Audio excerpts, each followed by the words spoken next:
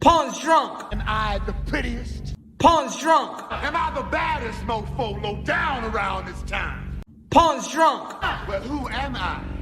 Pawn's drunk. Who am I? Pawn's drunk. I can't hear you. Pawn's drunk. AKA Mr. Moo Won't Shine himself. Of Harlem.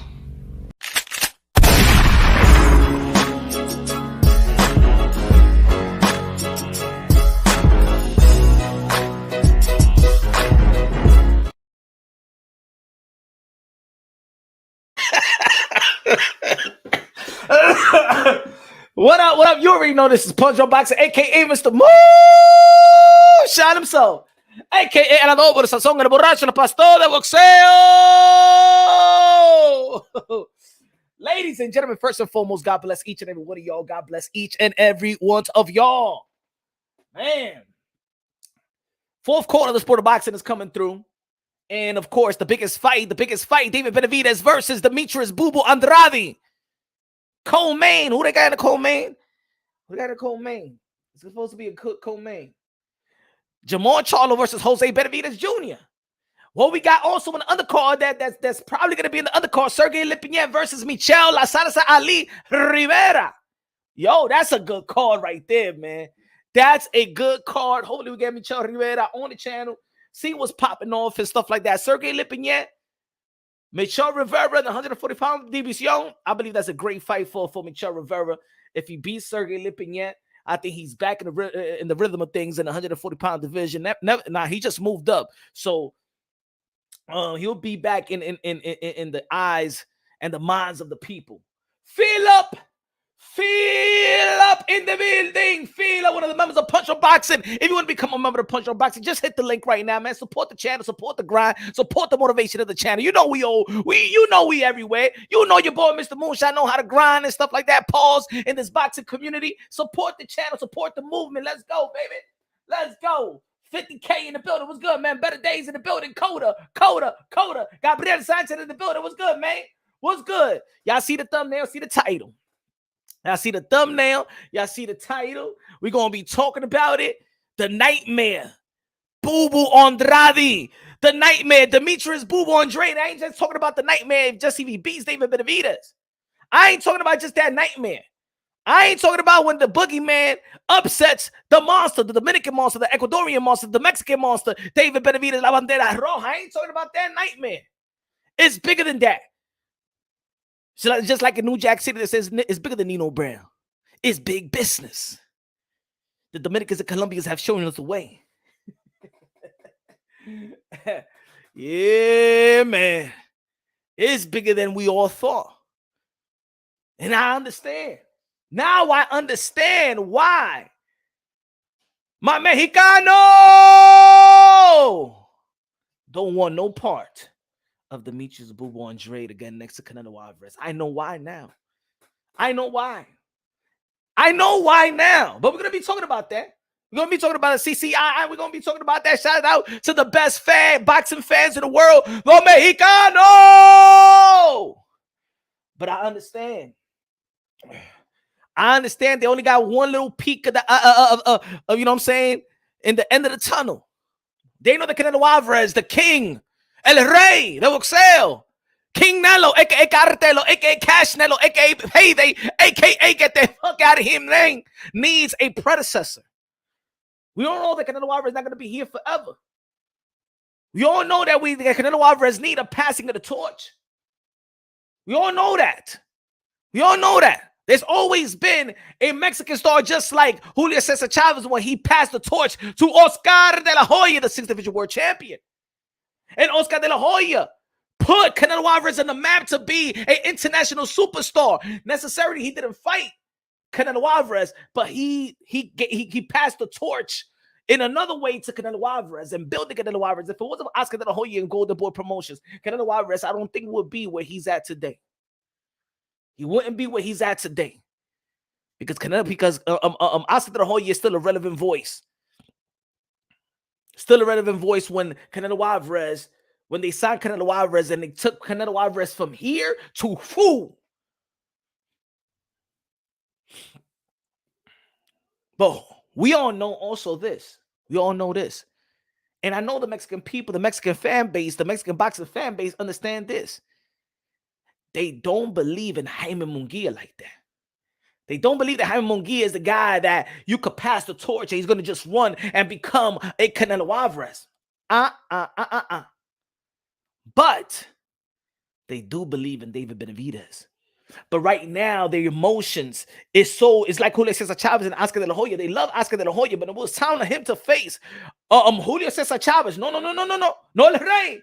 Not our countryman, not our hero. We're not ready to let him go. The Mexican people was not ready to let him go, but they was already happy what was going to come in the future. They wasn't ready to let Julio Cesar Chavez, El Rey, the face of Mexican boxing go. But they knew that they was good and okay with Oscar de la Hoya. The pride of LA, the pride of American Latino, American Mexican boxing. It was all right. They still in the win. You understand what I'm trying to say? I don't understand if y'all understand what I'm trying to say. Salvador Sanchez, the Mexican fan base is still winning. Julio Cesar Chavez, the Mexican fan base is still winning. Oscar de la Hoya, the Mexican fan base is still winning. Canelo Alvarez, the Mexican fan base is still winning. David Benavidez, if it goes to Canelo Alvarez and David Benavidez and Cinco de Mayo, and let's say whoever wins, they still winning. But if it's Demetrius Boo Boo Andrade beats David Benavidez November 25th and go to Cinco de Mayo, they don't want a Demetrius Andrade because that right there flattens the line. That's it. Because we all know that y'all don't believe in Jaime Munguia like they believe in David Benavidez. Jaime Munguia is not the guy that Canelo Alvarez could pass the torch to. That's why there's no shame. That's why Jaime Munguia, do what you got to do. They don't believe in Zurdo Ramirez like that either. And then Zurdo Ramirez, he's in a division where, unless if he keeps on growing and go to the heavyweight division, but then I still don't think that they believe in Zurdo Ramirez and believe in Jaime Munguia the way that they believe in David Benavidez, La Bandera Roja, the Mexican monster. See, it's easy to comprehend that David Benavidez and Canelo Alvarez will fight, and whoever wins, if it's Canelo Alvarez, they still good, and if David Benavidez win, it's just going to be a shift. It's just going to be a shift where the fan base of Canelo Alvarez and the Mexican fan base is still going to be proud that night. They don't lose. But with Demetrius Boo Boo Andrade, they lose, and they lose bad. They lose bad. You know why? They lose bad, and this is why they can't afford Demetrius Andrade to step inside a ring with a Canelo Alvarez. And this is why I feel there's some resentment of that fight ever happening, because it's going to take Demetrius Andrade to beat David Benavidez. If he beat David Benavidez, it's going to be Demetrius Andrade and Canelo Alvarez in Cinco de Mayo. But I don't think they really want that fight because they're not ready. Because if it takes Demetrius Andrade to beat David Benavidez, you know that he did something special. And if Demetrius Andrade goes to Cinco de Mayo and fight Canelo Alvarez and beats Canelo Alvarez, what happens to Mexican boxing? Dime, mi gente, what happens to Mexican boxing? What happens? Is it going to turn like the Puerto Rican boxing? Because the Puerto Rican fan base, look, in the north, is the Mexican fan base, the Puerto Rican fan base, or the most loyal fan base in boxing out here. And then you got the Americans, but they don't support their own like that. Really, really, really. Let's be real. Let's be honest. Ain't nothing like the Mexican fan base, but also ain't nothing like the Puerto Rican fan base. But you know what? The Puerto Rican fan base, where's their champion? Outside of Amanda Serrano, but then there's a lot of people that don't even like watching women boxing. So outside of Amanda Serrano, because I think she got the island, on her back. I don't think they believe in Edgar Berlanga like that. Let's be real. Let's be honest. The Puerto Ricans don't believe in Edgar Berlanga like the Mexican doesn't believe in Jaime Munguia. Maybe they wish, okay, Xander Zayas, please, Xander Zayas, come on. Or Matias, something like that. But they don't believe in Edgar Berlanga. Man, the Mexican people don't really believe in Jaime Munguia to be that Canelo Alvarez. if Demetrius Boo Boo Andrade beats David Benavidez, that kills the predecessor of Canelo Alvarez. It kills the passing of the torch fight, because every time it needs a passing of the torch fight. And if Demetrius Boo Boo Andrade goes to Cinco de Mayo, May 4th, and beat Canelo Alvarez, what happens to Mexican boxing? It will be in a position where Mexican boxing haven't been in a pretty long time. And I'm talking about decades after decades. What happens? You're going to put all your eggs on Navarrete? You couldn't do it with Oscar Valdez. You couldn't do it with Miguel Burchell. What happens to Mexican boxing if Demetrius Andrade beats the predecessor of Canelo Alvarez and then goes to Cinco de Mayo and beats Canelo Alvarez? What happens to Mexico boxing? The best fan base. And if that happens, I'm very afraid. And it's unfortunate. It's unfortunate because the Mexican boxing the Mexican fan base holds boxing down in America. Let's be real. Let's be honest. Let's be real. Let's be honest. It's unfortunate. What would happen to boxing? What would happen to Mexican boxing? But what would happen to boxing?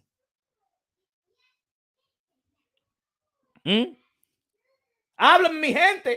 I was thinking about it. I was drowning. I was draining my brain and thinking about it. Like, you know what? This is the reason. See, let me tell you something about it. Let me tell you something. Whether y'all want to agree with me or not, let me tell you something. The Canelo Alvarez fan base knows their boxing. I'm a Canelo Alvarez fan. I know my boxing, and I know that they know their boxing. El Gangsta Andrade does not have what it takes to be a David Benavidez. He does not have the power or the stamina. He was not able to handle the volume punching of David Benavidez brings to the table. Okay, we're gonna break it down. Look, we got a lot of time. Punch 23. We got a lot of time to break this fight down. But let's talk about the what ifs. Even though that we shouldn't be talking about the what ifs and stuff like that. But of course, man, this is gossip talk. Come on, you know, we don't have boxing every day. So we got to be talking about certain things. CCI in the building was good. David in the building was good. Gabriel in the building. Let's be real. Let's be honest. Let's humble our minds. Let's humble our minds and just let's feed off of what I'm expressing to y'all. I want you to let's bounce some ideas off. I want you to tell me what happens to Mexican boxing if Demetrius Andrade beats David Benavidez and go to Cinco de Mayo and beats Canelo Alvarez. What happens to Mexican boxing? And if Mexico is the heartbeat of boxing, Mexican fans and the Latino Mexican fans are the heartbeat of boxing. What happens if they don't have that Mexican fighter that's taking over the sport of boxing, that is leading the royal kingdom of boxing? What happens to boxing? No. Great. Let's stay with this one. Bridgewaters, let's stay with this one. I know y'all want to go somewhere else. This is the content of today. I want you to stay with this one. Forget about what the black does to the blacks or whatever. I want you to stay out there. Estamos hablando de los latinos. Latinos estamos hablando hoy. Estamos hablando hoy. ¿Qué va a pasar con el boxeo mexicano si pierde Canelo Alvarez con Demetrius Andrade? Dime. ¿Qué pasa con American boxing? No me digas que los negros están con los negros, con los blancos, con los chinos, con los chinos. Vamos a hablar de aquí, ahora.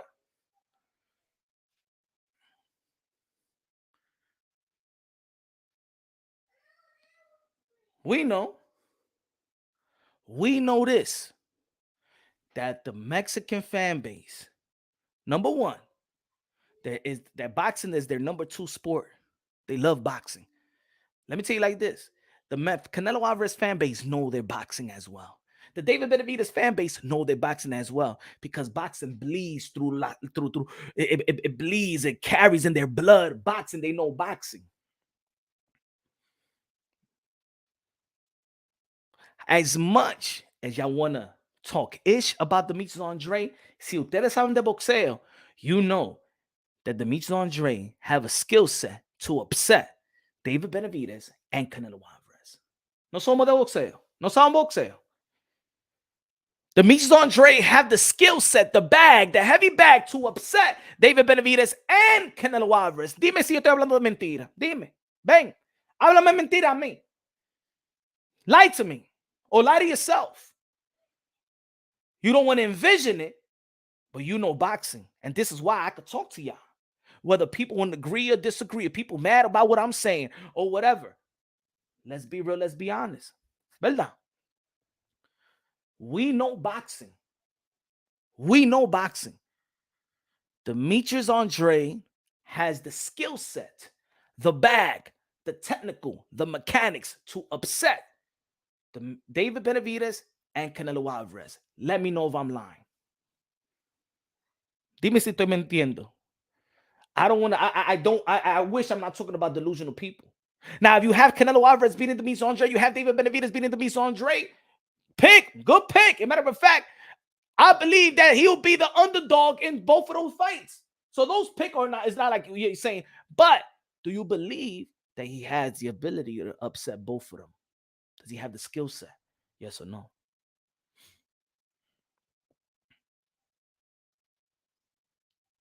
See, I know you know what I'm talking about.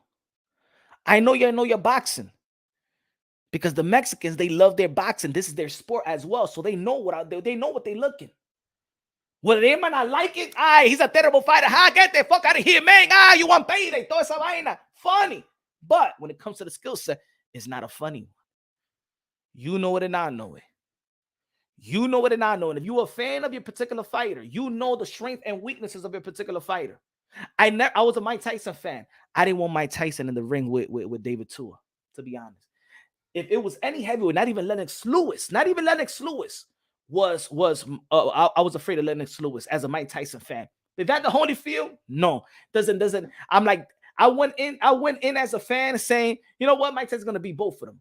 But to be honest, David Tua, it was his height and it was his way of fighting. I'm like, Diablo, Mike Tyson. To be honest, I didn't feel like that Mike Tyson. I feel like David Tua was gonna give Mike Tyson a run for his money. As a Mike Tyson fan, I was like, damn, David Tua, though, Mike Tyson, he fight David Tua, oh shit.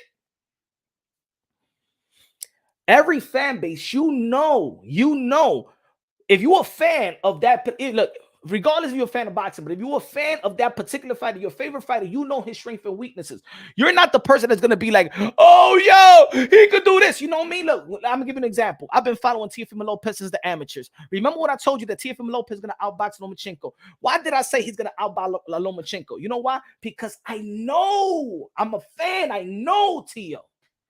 I know, I study him for since before he was a professional. I know that guy, I know what he's capable of doing. And I ain't say he got to punch his head. I say he's going to outbox Lomachenko, and that's what he did. If you are a fan of a particular fighter, you study them. You study them. And you study, and you know who you study? You study the guy that they say that could beat your favorite fighter. That's why I studied Earl the True Spence, because I was a Keith Thurman fan. And I said, Earl the True Spence is straight up and down on special effects, like the way that Floyd Mayweather see Triple G.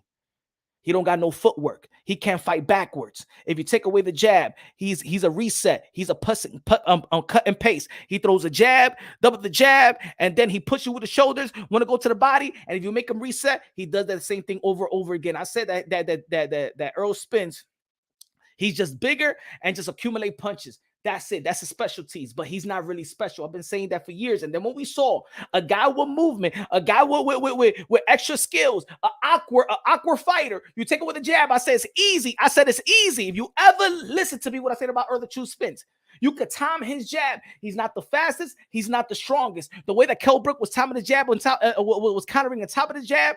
And then what happened, what Terry Bill Crawford did to Earl the True Spence. I already knew that he was going to beat Earl the True Spence. Maybe not in that manner because of the magnitude of the fight, but I already knew that was going to happen. My fight was never Bud Crawford and Earl Spence. It was always Bud Crawford and Keith Tom Thurman. The footwork, the awkwardness, just like Bud Crawford's team know that the hardest, the most challenging fight that they could have fought was Keith Thurman. I said it because I studied boxing. So me as a Canelo Alvarez fan, I know what's going to give Canelo Alvarez problems.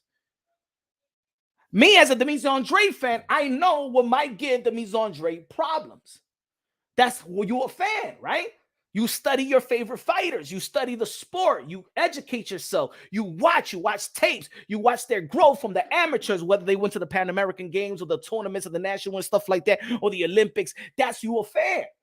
I know what troubles Canelo Alvarez. You know what troubles Canelo Alvarez. I know what troubles Canelo Alvarez.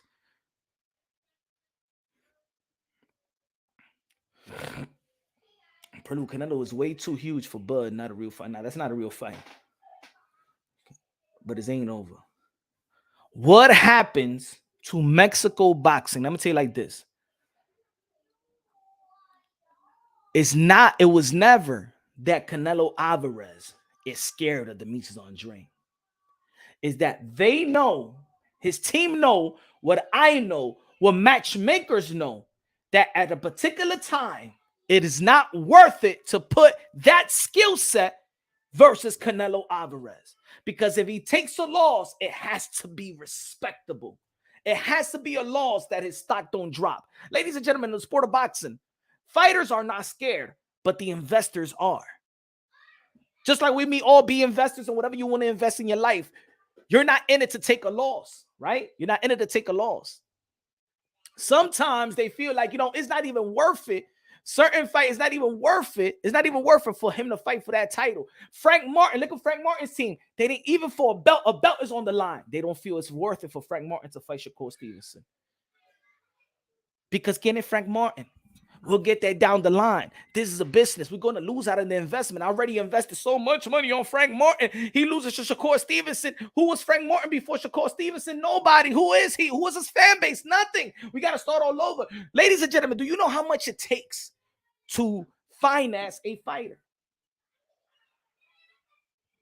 Let me ask y'all a question. Maybe y'all don't know the business of boxing and stuff like that. Let me ask y'all a question. Maybe, and just say that y'all don't know.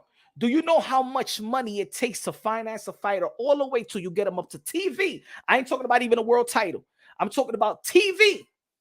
Danny Medina in the building. What's good, Mr. Moonshine? Dímelo, Danny. Dímelo, mío. Jackie Hernandez, la reina de boxeo. Good looking out, Jackie. Do y'all know how much is it to finance a fighter to the level of even hitting TV? Okay, I'm gonna give you an example. First fight could be like $1,000. You pay $1,000 to your fighter, maybe $900. You have to pay. If you were managing a fighter, you're gonna have to pay your fighter. That fighter that's fighting your fighter, you're probably gonna pay him more than you pay your own fighter. So okay, that's $2,000. Okay, you gotta pay the slot fee, right? The slot fee, whatever is. Or if you need a matchmaker, an independent matchmaker, you probably pay the independent matchmaker $250, $300, $400, $500 just to get that fight, to fight your fighter. If you're a lazy manager, right? How much is that already? Oh, you got to pay the hotels and the expenses. Oh, and you got him on stipends. You got to pay him like $1,000 or $2,000 or $3,000 a month. I just told you one fight. Plane expenses, food, shelter. The stipend a month, the purse for your fighter and his fighter, your fighter's opponent's plane ticket and hotel.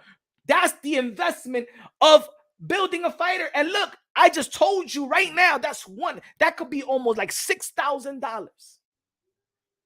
One fight. The second fight. The third fight. You got to pay your fighter even more. Then it goes to $200 to $2,500. It goes to $3,000. It go to $3,500. It go to $4,000. Now you paying your fighter. Now think about it. You as a manager or promoter is not making money back. It's an investment. Pagando is ahí, losing money. I'm gonna tell you like this: to create a Gervonta Tank Davis. To create a Canelo Alvarez. Canelo Alvarez already had 30 fights. ¿Cuánto dinero do you think that his investors paid? How much you think that Golden Boy Promotions, do you forget that Golden Boy Promotions, when they signed Canelo Alvarez, they was going through a promotional battle and stuff like that, where Golden Boy Promotions was still paying Canelo Alvarez ex-promoter at the same time?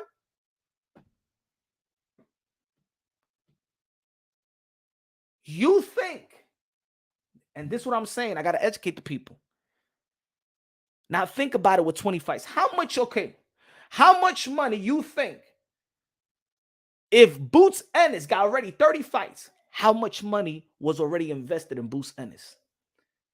And tell me how much money you think he brought back to his manager. They still haven't even break even. Cameron Duncan, I bet if you ask him, he still haven't broke even with Boots Ennis. Now he's gaining money back. Now, but how much money you think he have spent or his managers have spent? How much money you think these people have spent? So this is the reason, folks, that you don't see the fight when you want to see it. It's not about that fighters are scared of fighter. It's because I just built this guy for 4 years and I've paid thousands. I'm already $250,000 on a hole, bro. If I put him up against a guy that I know he beats, I lose all the money I invested in one night. The reason why they never put that time a Canelo Alvarez with a Demetrius Andrade, because who is Demetrius Andrade at the time? He's a champion, but tell me what money he garners in the boxing world. If Andrade beats Canelo Alvarez, then who was Canelo Alvarez? What is the narrative? What is the PR? How do we fix this? See, Canelo Alvarez lost to Floyd Mayweather. But Floyd Mayweather, you don't lose. He lost to Bivol. Shout out to Rap Star Boxing, Island, the voice of the UK, London, bro. You put him up against Bivol. Oh, he lost to the bigger guy and stuff like that. I'm still a champion, so I still hold the hardware. I still hold that power. So I could go back to the 168 pound and still be undisputed. Todavía yo tengo poder. I still got the power. I don't lose nothing. Have you noticed that Canelo Alvarez lost? He don't lose nothing even in his L.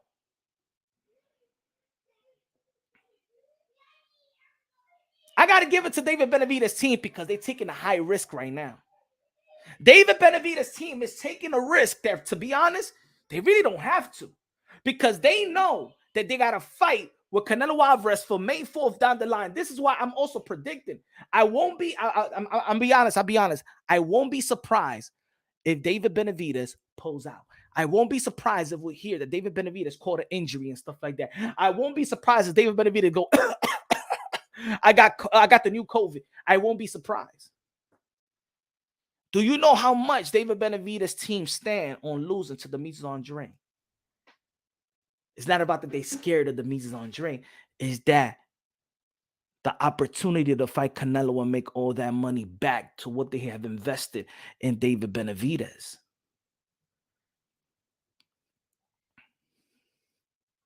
Ustedes entienden el boxeo.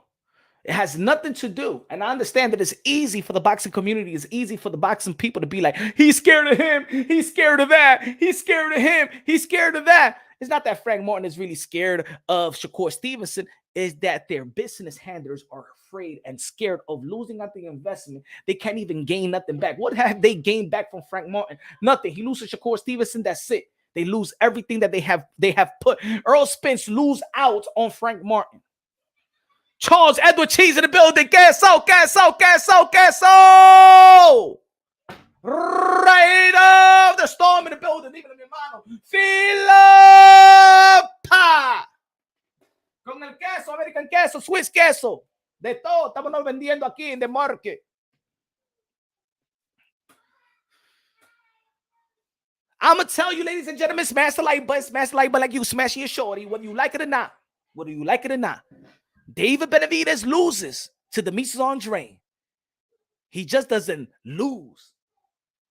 But Demetrius Andrade beats the predecessor of Canelo Alvarez, the guy that Canelo Alvarez could pass the torch to in David Benavidez. And by passing the torch to, this is what I'm trying to say. There's going to be people that are going to be like, nah, I go for Canelo Alvarez. If David Benavidez fights Canelo Alvarez, nah, I go for Canelo Alvarez. No, I go for the David Benavidez. But let me tell you the truth. The truth is that the Mexican fan base, the Mexican boxing fan base don't lose. Si gana Canelo Alvarez, Canelo Alvarez le gana David Benavidez. Canelo. If David Benavidez beats Canelo Alvarez, they still got a Mexican pride. They still the passing of the torch. We still have a king in David Benavidez because that's going to be the transition. But if Demetrius Andrade le come, pause, a David Benavidez, wow, okay, damn. Shit, now all our bags on with Canelo Alvarez because, like I said at the beginning, the Mexican fan base, let's be real, they're one of the smartest boxing fan base of all of boxing. They don't trust in Jaime Munguia. Jaime Munguia days are numbered, and everybody knows it. Con Jaime Munguia, you got to have his career on eggshells. They don't believe in Jaime Munguia going to be the next. Not even David Benavidez. They're not going to be the next Canelo Alvarez. They don't have their eggs on Jaime Munguia. Por eso que the Mexican fan base se quedan callados. No habla de ese tipo. It's good. Look, when Jaime Munguia was in position in the WBO to fight Demetrius Andrade, they didn't call Jaime Munguia a duck. The same thing that Frank Martin did, the same thing that Pitbull Cruz did, Jaime Munguia did to Demetrius Andrade. But the Mexican fan base, they don't even believe in Jaime Munguia that could beat Demetrius Andrade. Vamos a decir la verdad. You didn't believe in him, so it was a good decision. Even the Mexican fan base, I'm telling you, the Mexican fan base, they know boxing. They know Jaime Munguia was not prepared or ready for Demetrius Andrade.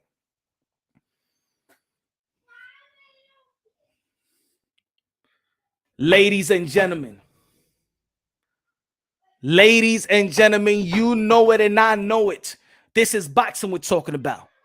From Salvador Sanchez, from Julio Cesar Chavez, from the Barreras, from the Morales, from the Marquez, from the Oscar de la Hoya, Fernando Vargas, from you know what I'm saying? I was gonna say that Julio Cesar Chavez Jr. From the Canelo Alvarez. Mexican boxing was always on top.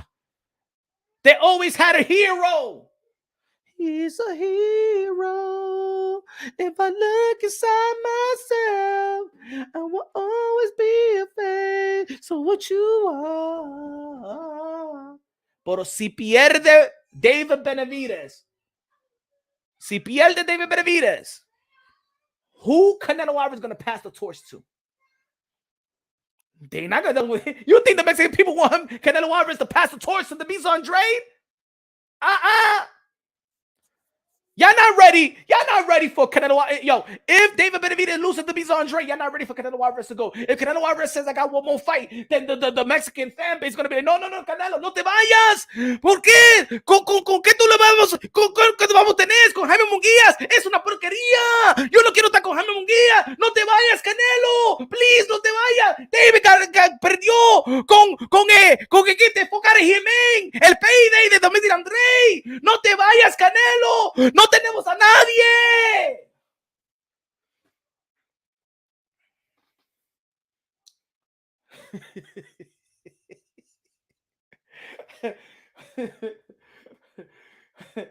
No vamos a tener a nadie, vamos a tener este, Canelo. No te vayas.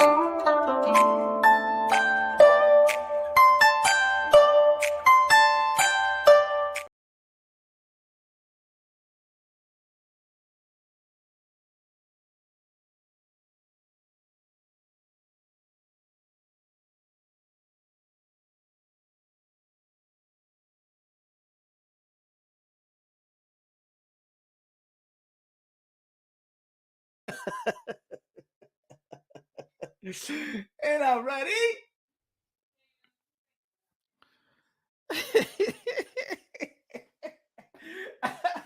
Okay. Let's be real. Let's be honest. So my question is, the real nightmare for Mexico boxing, because I don't know if y'all understood the thumbnail.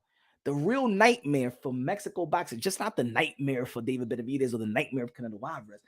Demetrius Andrade is the nightmare to Mexico boxing. Oh, come on, Punch. Shut up. David Benavidez is going to knock out Demetrius Andrade. Shut the hell up. Demetrius Andrade just won payday. He ain't shit. Who has he beat? Who has he fought? Who has he got to win? Who has he done? He's a prospect. He ain't going to beat Canelo Alvarez. You could say all of that. If Demetrius Boo Andrade beats David Benavidez, it kills the passing of the torch fight with Canelo Alvarez and David Benavidez. And now Canelo Alvarez is the only one that's dependent to keep Mexico boxing alive. And if Demetrius Andrade and Cinco de Mayo goes against Canelo Alvarez and beat Canelo Alvarez, Mexico boxing se muere. You know it, and I know it. Mexico boxing will be like Puerto Rican boxing right now. Irrelevant. And we never seen Mexico boxing like that. Viva Mexico, cabrones! Boo Boo and Benavidez, you are next, my friend. GQ Kev con los 5 pesos de Super Chari Party. Good looking out, GQ. No se pongan bravo conmigo. No se pongan bravo conmigo. I just want to know if I am lying.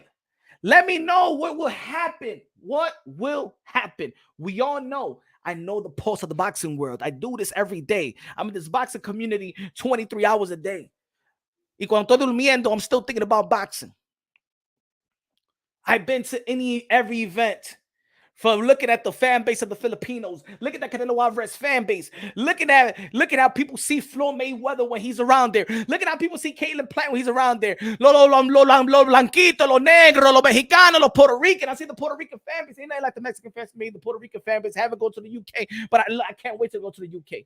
Ain't no atmosphere better than a UK, Mexico, Puerto Rican event in boxing. Nothing, ladies and gentlemen. Nothing.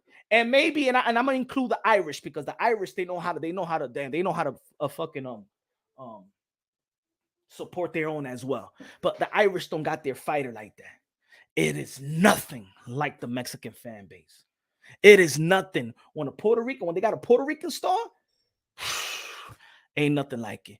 I'm gonna tell you like this, ladies and gentlemen. I'm gonna tell you again. When I went to Amanda Serrano versus Katie Taylor, I've been to Madison Square Garden. I told y'all once before, and I'm gonna tell y'all again. I went to every event Madison Square Garden could have, and I'm talking about in sports. I've been to Rangers game. I've been to Knicks games.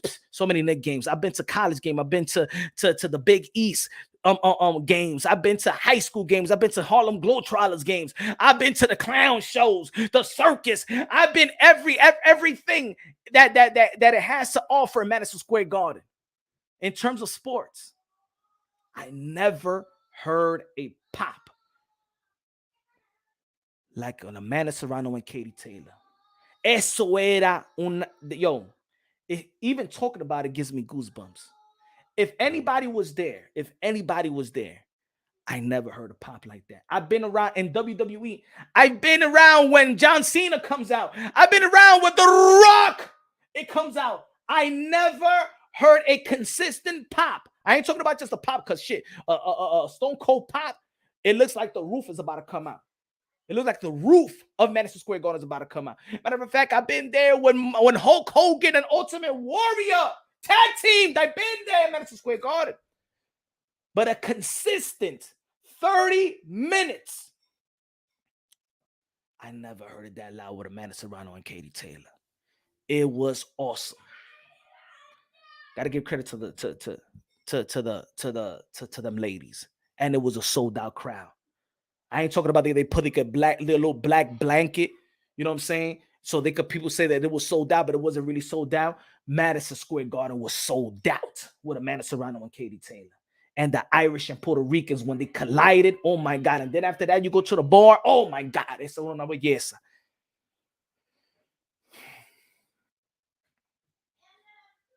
The Mexican people. Keep it moving. Con los 2 pesos de Super Chari Party. He said, bro, I hate how you know how to talk like a Mexican.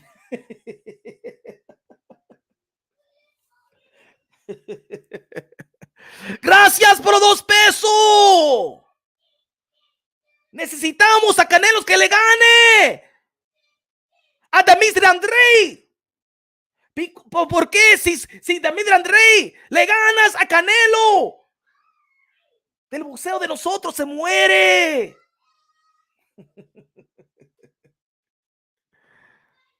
Ladies and gentlemen, David Benavidez is not just a great opponent for Canelo Alvarez. David Benavidez is just not the primary fight. Canelo Alvarez and David Benavidez is just not one of the primary fights in the sport of boxing. It's just not that. It's just not that. And maybe for the whole world, for the Mexican fan base, it's bigger. It's bigger. Right of the storm! Con los 20 pesos a comprar comida china para la familia. No one cares for Munguia. Facts. Not to the point of David Benavidez and Canelo Alvarez. He's the Mexican version of Tank, protected at fight D level of opposition. I want to see the winner of David Benavidez versus Demetrius Andrade fight Canelo Alvarez. Así me mito, Rider of the Storm. Eso es verdad.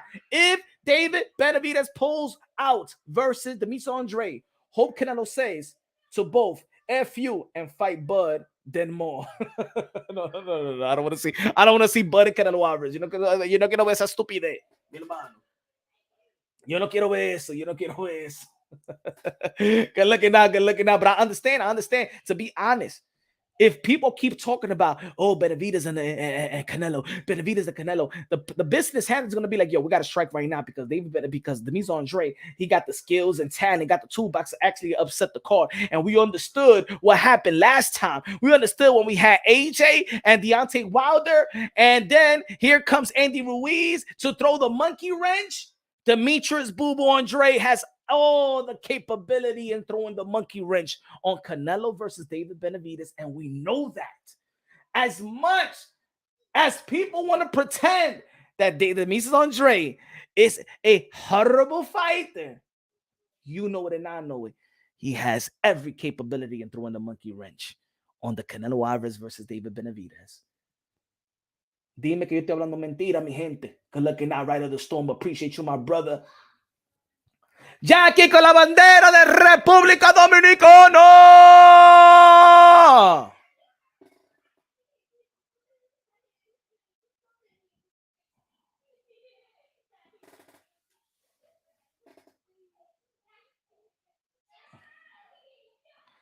Demetrius Andrade signed.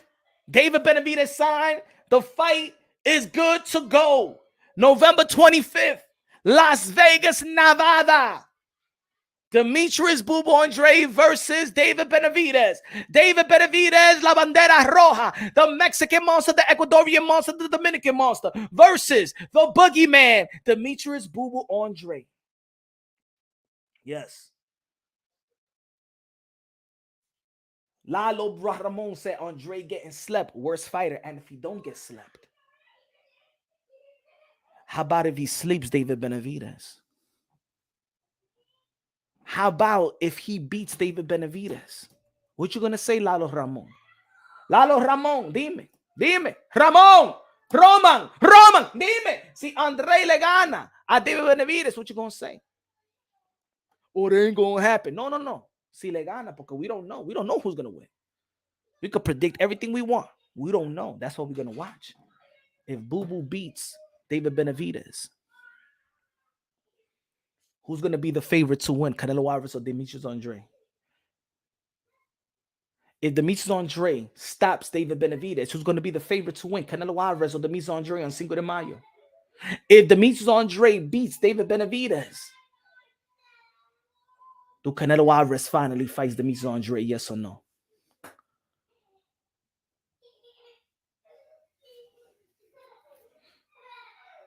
Okay, all right. Yeah, I don't see. The thing is, I gave my brother Lalo a question. He don't want to answer it because there's one thing about it. They don't want to envision Demetrius Andrade doing it. They can't even envision it because they don't want to see it. They do not want to see Andrade in the ring with Canelo Alvarez because a Canelo Alvarez fan knows those strengths and weaknesses of Canelo. They know what could give Canelo Alvarez problems, just like I know from Canelo. I'm a fan of Canelo. I'm a fan of Andrade. I'm a fan. So if I'm a fan of my particular fighter, I know what they could do or they could or not do very well. Both of these fighters do things well, everything well. They don't do nothing bad.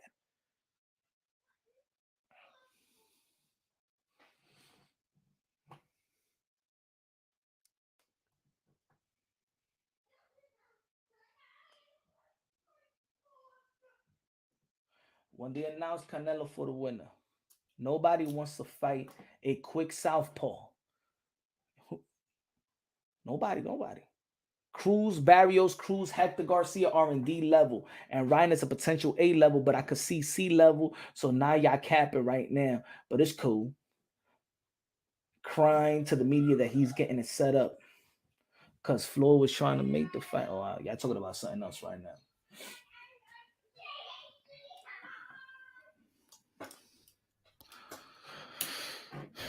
Let me know if it's yes or no. If it's yes or no. Can the Mexican fan base, the best, I'm going to say right here, right now, the best fan base in boxing. But the Mexican fan base always had their king. They always had a king. They always had a king that rules boxing. They always had Oscar de la Hoya. They had Canelo. They had Julio Cesar Chavez. And there was passing of the torch. And if it wasn't passing of the torch, it was Oscar de la Hoya helping Canelo Alvarez become who he was. The Mexican fan base always have something to look up to in the sport of boxing and be like, he is the man of boxing. He is the cash cow. He is the king.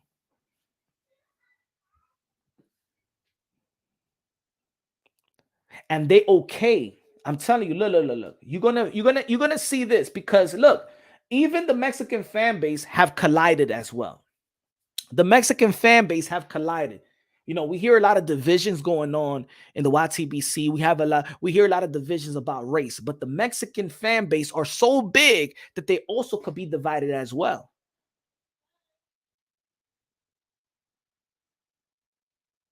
The Mexican fan base is so big that they could be divided themselves and debunk themselves and spin narratives on themselves. Let's not forget Julio Cesar Chavez and Oscar de la Hoya. That was a divide.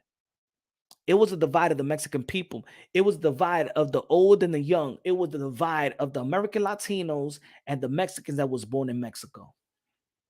Same fan base. They collided leading up to the fight, but at the end of the day, they all win. You know why they win? Because the Mexicans still won. Fernando Vargas, remember the fight? Fernando Vargas versus Oscar de la Hoya. Remember when Fernando Vargas, most of the people that was going for Julio Cesar Chavez versus Oscar de la Hoya was going for Fernando Vargas. They looked at Fernando Vargas more Mexican than they looked at Oscar de la Hoya. Let's be real, let's be honest. Let's take it back. Who was in the gym with Fernando Vargas? Who came out with Fernando Vargas? When he went to fight Oscar de la Hoya, who came out? Who walked Fernando Vargas into the ring? Julio Cesar Chavez. So there was a divide again of the Latino people, of the Mexican people. Again, I'm going to say it again. They play all this stuff. It's race and boxing. No, sometimes even the Mexican fan base will divide themselves. Punch, I'm not sure if you said this yet, but you got Canelo versus Benny, right? What do you mean? I got Canelo beating Benavidez. That's my prediction that they ever fight. I got Canelo Alvarez beating David Benavidez. But if that was the question, Charles of the Cheese, that was the question. If I okay, yeah, I do it. I'm predicting Canelo Alvarez beats David Benavidez.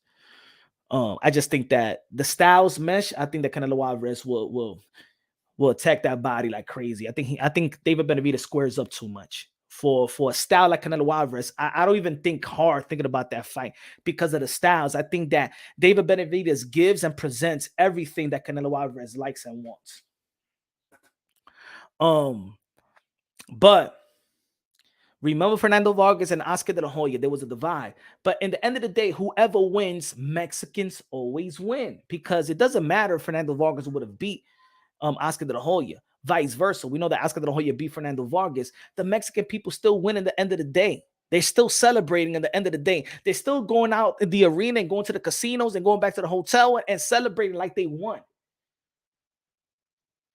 They don't lose with Barrera and Mark and Morales. They should have happened. The Morales and Marquez fight should have happened, but they don't lose out. So the David Benavidez versus Canelo Alvarez is a huge fight, but it's a huge fight for them. Yet they don't lose; they only gain because if Canelo Alvarez lose, then they gain another hero in David Benavidez. There will be more Canelo Alvarez fans if Canelo Alvarez fight David Benavidez. Let's say Cinco de Mayo, David Benavidez fights Canelo Alvarez. There's gonna be a little bit of a divide, of course. Again, it does happen. It's gonna be a little bit of a divide. Yet, at the end of the day, the Mexican fans will still be in the top. the Mexican fighter, the Mexican hero, whether it's Canelo Alvarez, if he wins or loses, if David Benavidez beat Canelo Alvarez, then it passes the torch to a new cash cow in Mexico in David Benavidez.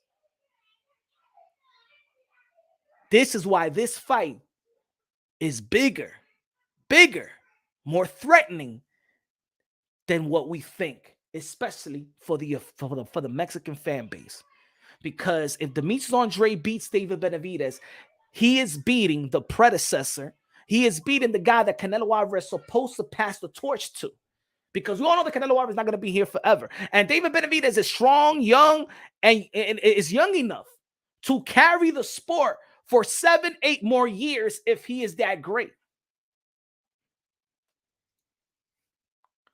Lalo Roman con los 2 pesos de plátano dijo, it don't only happen with Mexican, but it spends at our brothers.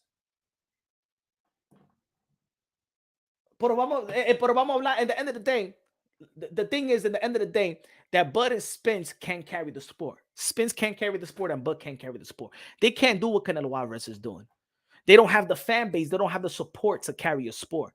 Canelo Alvarez has the aura and the fan base to carry the sport. David Benavidez would adopt that fan base. It's just unfortunate that the American fan base don't support their own like that. It's the reason why Stephen Fulton had to go to Japan. Yeah, just don't, the American fans just doesn't support. They don't know how they don't know how to come out and support. Look at they had Canelo Alvarez and Jermell Charlo, and where was the American fans? Every time you let your fighter get drawn in booze. There's more fans for Tyson Fury versus Deontay Wilder. There's more fans for Ricky Hatton in America than Floyd Mayweather. Every time Floyd Mayweather fights, he never gets a louder cheer than his respected opponent. The black dollar in boxing don't come out and support. That's just the facts. That's just the facts. Just the facts. Did they come out and support Sweet Pea Whitaker versus Julio Cesar Chavez? No, they take over. Every race, every ethnicity takes over. If it's not a black fighter versus a black fighter, but other than that, y'all don't know how to support. Y'all don't know how to support. Why do you think Jermell Charlo in the post-fight interview said what he wanted to say? He said American, but he knows what he wanted to say. You remember when he fought Brian Castaño, and think about this. Who's Brian Castaño in boxing? Like, people don't even know too much about Brian Castaño. And even the Argentina people, when he was screaming, USA, USA. And the Argentina people came with their drums and overpowered and drowned. Hey, yo, Canelo, even that was what Brian Castaño, Jermell Charlo, remember, in the weigh-in, was talking, and the Mexican people drowned him. He couldn't even get a word out. To be honest, I was there. I don't know how it happened, but I couldn't even hear one word that Jermell Charlo said. The Mexican people was loud, drawing them. Que fucking you get the fucking. No me importa lo que tú me vas a decir. Canelo Alvarez te va a romper la boquita. Fucking you.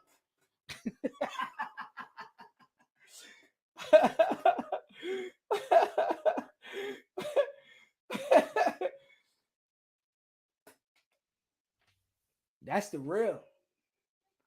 Hola, jefe. Kenneth con el super chari parique dijo: no queremos una pelea entre Canelo y Crawford, pero Canelo contra Benavidez. La comunidad del boxeo está loco con los narratives, es verdad. No queremos esa porquería de Bob Crawford y Canelo Alvarez. Es una pelea de porquería. Esa pelea es para for the druggies in 125th and Lexington Avenue. No es para nosotros que somos de boxeo.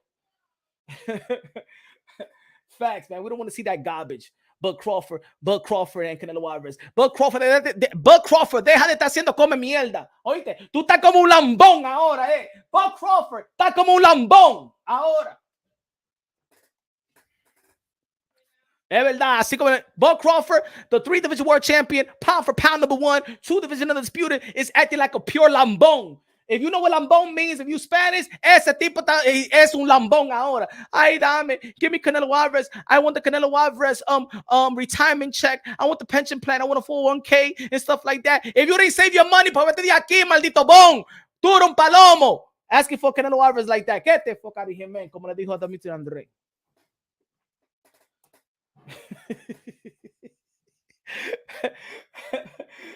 That's a Buck Crawford. That's a Canelo Alvarez. A Buck Crawford, you need to tell him that. Huh? Hey, yo, Canelo. You know what I'm saying? I'm pound for pound. You pound for pound. Why won't we fight? I want Canelo Alvarez. Mira, mellizo, oíste. I have to fight. People asking me to fight David Benavidez. Okay? If I don't fight David Benavidez, they say I'm talking Demetrius Andrade. If they say I don't fight Demetrius Andrade, I'm talking Benavidez. If I fight you, I'm talking Spence. If I fight Spence, I'm talking you. If I'm talking Joker, I'm talking Batman. If I'm talking Batman, I'm talking Superman. If I'm talking the Hulk, I'm talking Iron Man. If I'm fighting Iron Man, I'm talking Captain America. If I'm not fighting the devil, I'm talking God. If I fight God, I'm talking the devil. What the fuck do you want from me? Huh? I said, what I was gonna do? The hell do you want from me?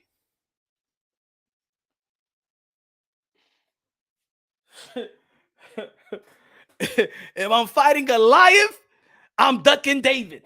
If I'm fighting David, I'm ducking Goliath.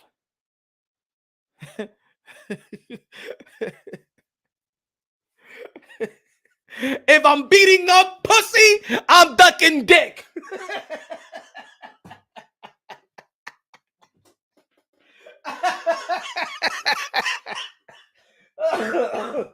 Oh shit. No.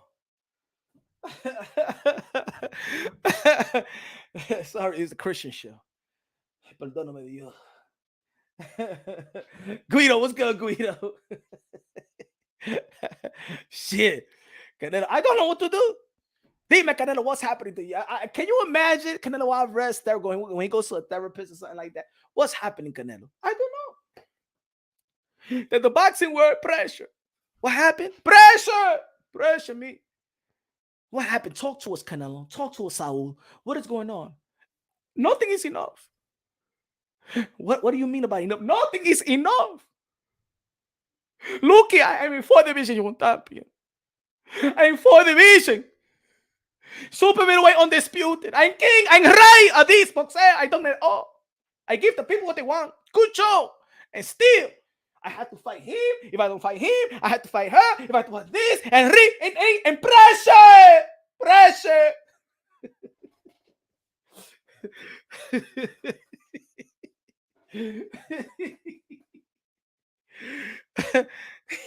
Pressure.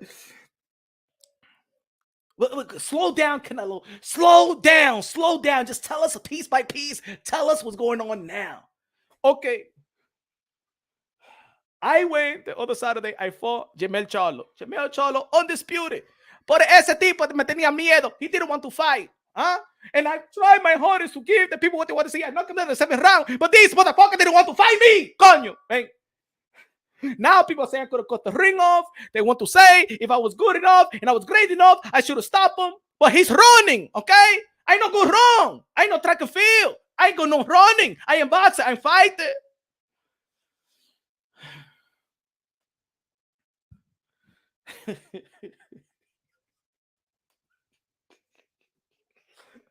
Pressure, man. Pressure. It's pressure me. ASAP Sam in the building. ASAP Sam in the building. What's good, man? $5 super chat in the building. Said, yo, Bud will probably give Canelo more of a fight than Charlo. And where do you get the black República Dominicana hat with República Dominicana on the back logo? I what the sagarrita, ¿verdad? Oh, where I got that at? I actually got it in the baseball in lids. But I could give you a if you want to take an order, go to Peligro Sports, New York City. Peligro Sports. It's my guy. That's my boy. Peligro Sports, Washington Heights. Peligro Sports. You could check it out in It's a baseball store. Check it out, Peligro Sports. You could find it on Instagram and just click on you, and you could get an order and stuff like that. You can make your own cleats. You could custom make your own hat. You can get your bat. You can get your custom made batting gloves and stuff like that.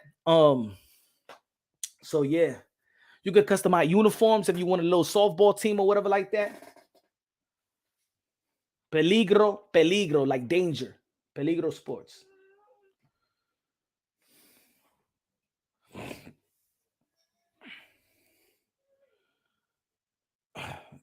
I mean, but that's just, but to be honest,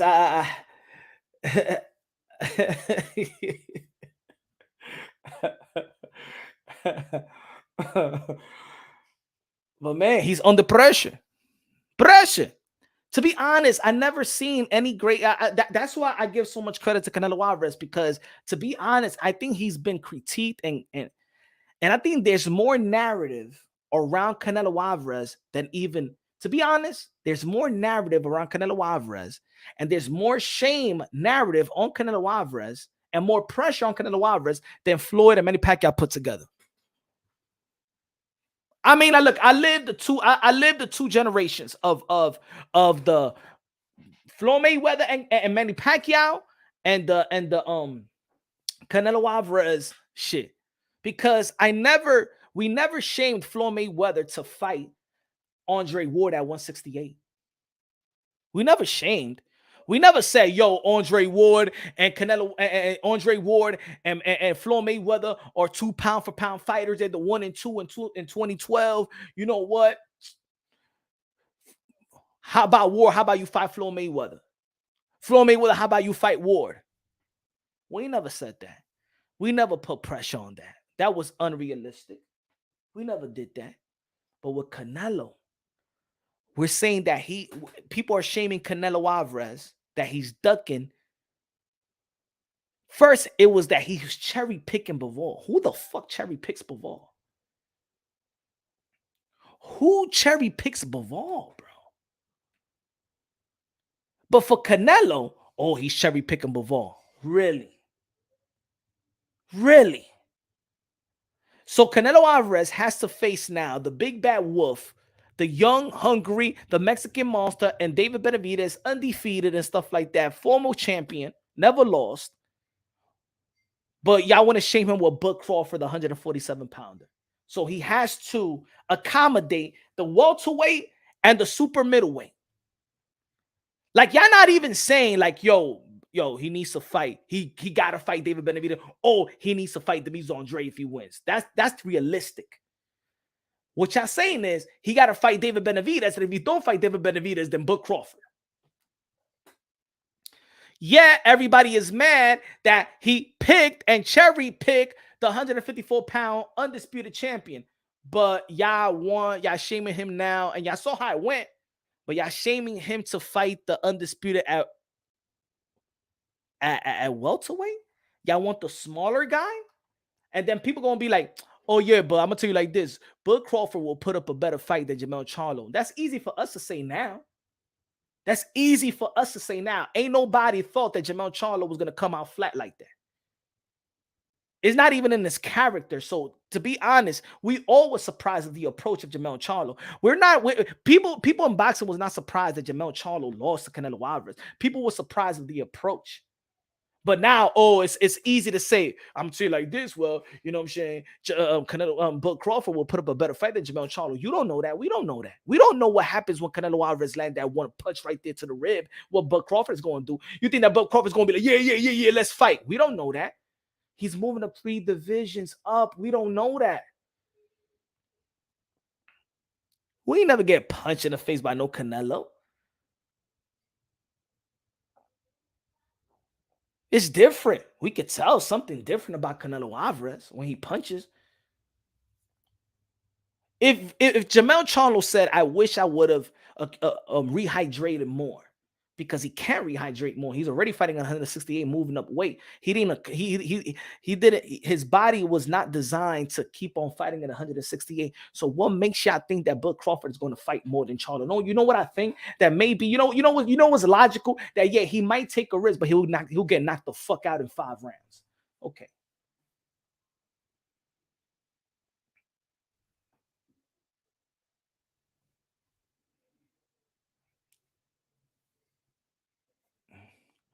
They were saying everybody fears Andrade. Said they were saying Bivol was cherry picking because he was going 12 with Richard and Solomov.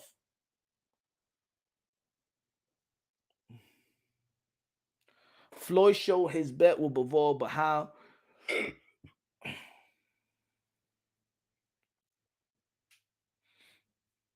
Ain't no way Floyd up all-time gambling unless he bet on himself.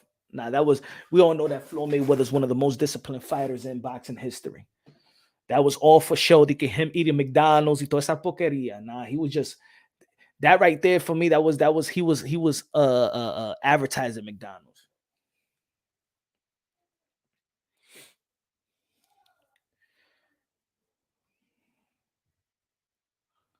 He said Pookie. See, because y'all, you don't like to listen though. You don't like to listen. You don't like to listen. It's like I've done so much videos, Hafi. You see and you're here on the lives. You hear on almost all my lives, and you see the videos, and you still come up with this dumb shit about punch your boy, but you was on Pookie saying Mel was going to win. I said, if Canelo Alvarez stamina is not up to par, that Jermell Charlo would drown Canelo Alvarez. What was Canelo Alvarez's issue? Why did Canelo Alvarez, after the fight, said that this Canelo, nobody beats this Canelo? What were they emphasizing during training camp? His stamina. So I said, if Canelo Alvarez's stamina was not up to par, Jermell Charlo was going to win. Was Canelo Alvarez's stamina up to par? Was Canelo Alvarez's stamina good? Yes. So guess what? He won. It's like, I don't understand. Like, I give details on all my breakdowns. I give a detail why I say what I say. I just don't say shit just to say it. I give details. I give details of it.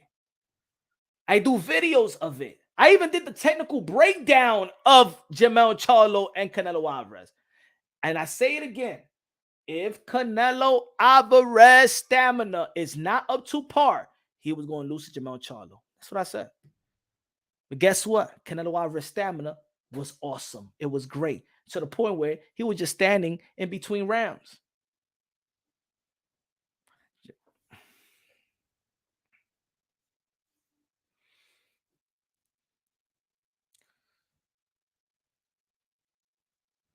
Now, Maga Mel is supported by the LDBC. Just say black. Jesus Christ. Canelo training up in the mountains was for his stamina. Facts. Facts, Karate Kid. Facts. So that's why, matter of fact, a lot of people was talking about, well, Canelo Alvarez didn't stop Jermell Charlo. If Canelo Alvarez only had one issue, and I said that leading up to the fight, he had one issue. His issue was stamina. I said his skills is up to par. I even said that Canelo Alvarez decline. And I said, even Canelo Alvarez decline is better than everybody else. And people was getting mad. Oh, yo, Punch, you saying that Canelo Alvarez decline. I said his decline is actually could be better than everybody else. But y'all don't listen. I think, you know what? I think that there's some haters come to my channel. You know what they do? They be like, I be talking, and let's say I say, yo, Canelo Alvarez decline. They turn it off, and then they go to another channel and be like, yo, you heard what Punch on Boxing said? He said Canelo Alvarez decline. And then y'all missed the part when I said Canelo Alvarez decline may still be better than everybody else. Yeah, I said that. I said that. Go watch the live again. Go watch the videos. I said, and his decline could still be better than everybody else. And matter of fact, I actually gave even examples. I said Michael Jordan, he declined athletically, but was still better than everybody else. LeBron James declined athletically and still better than everybody else. That his decline is not a negative. Everybody declines. That's what I'm talking about. People just don't want to say people don't want to say exactly what I say. Motherfuckers just be running. You say, yo, Canelo Alvarez got a booger. Hey, yo, it's Punch from Boxing said Canelo Alvarez a booger right there. And he was trying to embarrass Canelo Alvarez because he said he had a booger right there. But y'all don't want to say, damn, man, Punch from Boxing was looking out for Canelo Alvarez. He had a booger, and there was a lot of girls around and stuff like that. At least he's real to take his booger to wipe his booger away. Y'all don't listen. Y'all don't listen. Y'all hear, but y'all don't listen. Yo, Punch, you did say that Canelo Alvarez declined. Everybody decline. Even your penis is going to decline one day. But maybe you still going to make your girl come.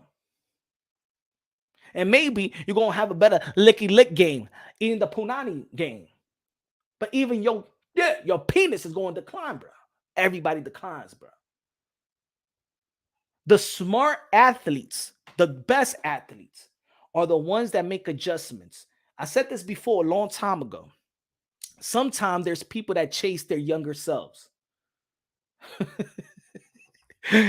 Some people chase their younger selves. The smart athletes try to be their best self. So I'm going to give you an example. If you're 36 years old, don't try to be, oh, I'm going to work out because I want to be 26 again. No, be the best 36-year-old you could be, and you're going to be good. See, that's the difference between Michael Jordan. Right now, that's the difference between Canelo Alvarez. That's the difference between LeBron James. LeBron James is not trying to be, he's 40 years old. He's not trying to be 30 or 26 or 25 years old. He's gearing up and working out to his body right now. Look at Manny Pacquiao. Manny Pacquiao, well, he said, I need to rest more because of my age. So I don't go all out and work out every day like I used to. See, but Canelo, so Manny Pacquiao did the best he can for his age. He's not trying to be his younger self. See, when you're trying to be your younger self, you're always going to look like a fool, right? When you're trying to be your younger self, you're always going to be look like a fool. It's almost like having a full gray headed hair. Like you ever seen those dudes que ya son viejos, se parecen viejos, but se tintan los pelos black, shaves everything, man, you still look old, bro. What about those dudes que son calvo, right? And their hairline is like this, and they're still trying to do a shape up. Deja eso, mi hermano, tú eres calvo, ya, córtate la vaina, ya. Ponte un candado, ya, y that's it. Get a little goatee. You know what I'm saying? Let the gray rock, bro. Because you're probably going to look better. But if you're trying to look young, you actually look like a dummy. When you get older, you just can't be wearing the shit that you was wearing at 20-something years old. Yeah, tighten up the jeans. Ponte un zapatito ahí mimito. You know what I'm saying? You can't wear the chain that goes down here. Ponte a little skinny diamond. You know what I'm saying? A respectable watch. It don't have to be bling bling. It has to be a nice, beautiful, nice gold Rolex or something like that. Yeah.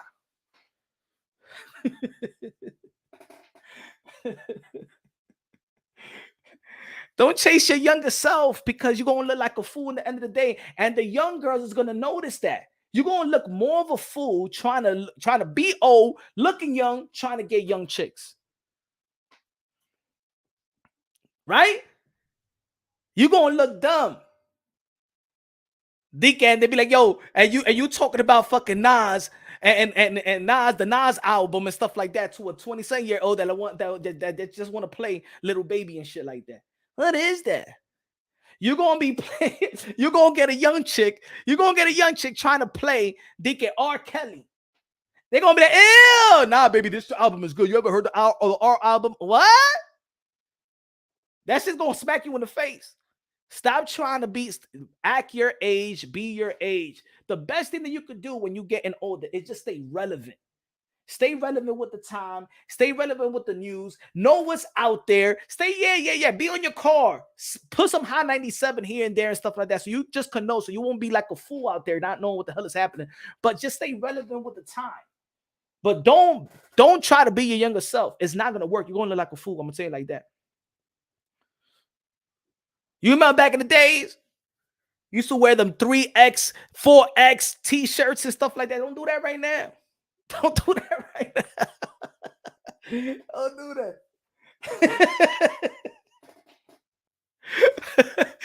Don't do that. Nas new shit. Hey, Nas, Nas is my favorite album. I mean, Nas is my favorite rapper. But I know, you see my son? My son like Nas. My son is a teen. You know what I'm saying? But he likes that, but he's not my son is not the normal hip hopper of today. I took my son to the 50th concert, hip hop 50s, and my son is rhyming Nas. When Nas was on stage, My son is rapping and word by word every Nas song, bro. Like my son isn't an exception as a teen. He loves old school rap, right? Yo, but I can tell you the truth. Look. I'll be honest. I'll be honest. The other day I want to get some Jamaican food, right? the other day I want to get some Jamaican food, right? And I love Jamaican food. I love homegrown, mom and pop store Jamaican food. You know what I'm saying? And that's why for me it's hard to leave New York. It's because if I want Jamaican food, if I want Dominican food, if I want Caribbean food, I want Puerto Rican Cuban, I want a Cuban sandwich, I want Thai food, I want Chino, I want Japanese food, I want Turkish food, I want a Mediterranean food. I can get it whenever I want at whatever time I want. That's New York City. I'm a foodie guy. I've been in every state. No. Sometimes it's 2 o'clock in the morning, ain't nothing open. Sometimes it's 12 o'clock. I can't get no food. I said I can't live over here. The other day in Las Vegas, I'm looking for food. It's 2 o'clock in the morning. I'm looking for food. Ain't no food. No. Y'all can't wait to go back home. But I asked this Jamaican chick because I was watching a video, right? And one of my favorite Jamaican artists is Shabba Ranks. Look, you can't even play this song nowadays. I'm in love with a man nearly twice my age. You can't play that song now. Oh, you're not in today. That right there is rape song. See, back in the days, everybody was dancing like that. Hey, I'm in love with a man nearly twice my age, and I know. Oh, you can't play that shit now. Oh, hell no. Yo, the music that you can Keith Sweat. You might be young, but you're ready. Ready to learn. Hey, yo, back in the days, the good songs are actually rape songs today. If Keith Sweat would have come with that song today, you might be young, but you're ready. Who the fuck is he talking to? A 14-year-old? Ready to learn. But back in the days, you'd be saying, woo, you not a little girl. Listen to the fucking words. The good songs back in the days are not rape songs. You not little girl, you a woman. No, what's it? You might be young, but you're ready. Ready to learn. Listen to the words. Listen to the words. Listen to the words. You not a little girl. You a woman. That's how you got it to the pants. Look at that. Take my hand. Let me tell you, baby. Yo, right there, right now, if you listen to the Keith Sweat song, one of the best R&B songs, you thinking that Keith Sweat went to a fucking playground, try to get some little teeny chick, you know what I'm saying, and say, take my hand, you a woman, let me tell you something. Am I right or wrong? So you can't be playing them old school joints. Stay your age. See, you go to a over 40 lounge club, and they got a DJ that plays old school 80s and 90s. You know what I'm saying? Go over there. Don't you play that song with the youngest today. Because they're going to look at you like you are a rapist.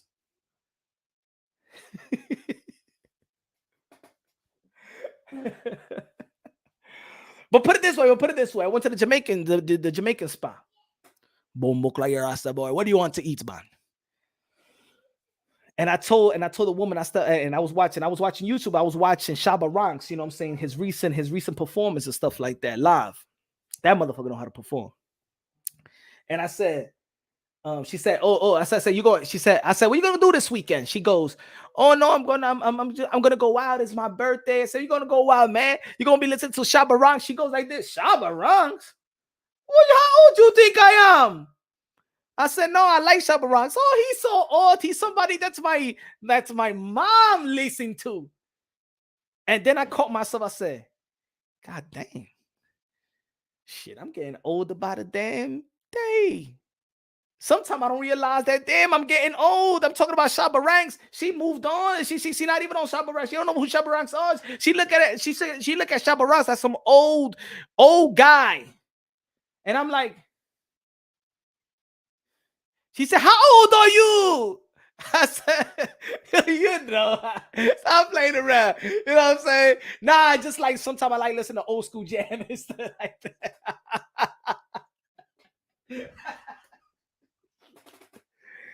She said, no, that's all. That's something that my mom listening to. I said, damn. How old is your mom then? Because I ain't that old shit. Fuck. And I'm barely in 40. I'm barely like, what you talking about? Damn. It's either that or I just like the old school. Even when I was younger, I like the old school. Like I like the Bee Gees. I used to listen to some old shit.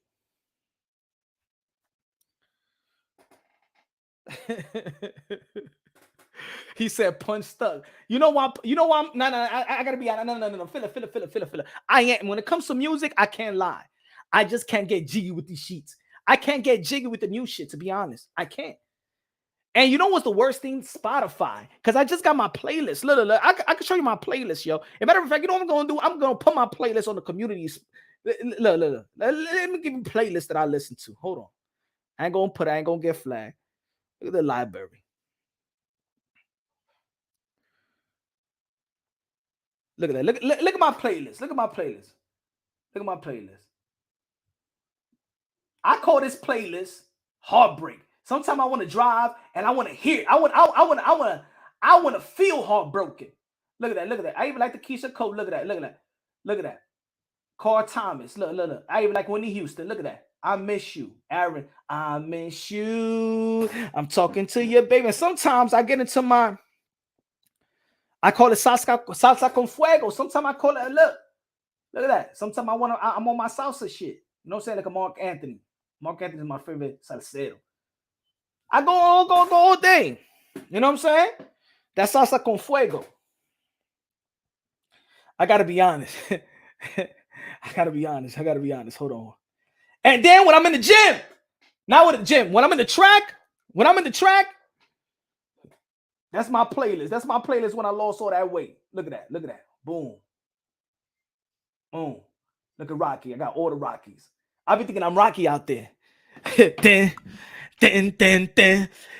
And I know, and you know what? I know when that song come around, because that's why I'm already past 2 miles. Every time when I'm about to pass the 2 mile, he comes a then they give me another boost. Then.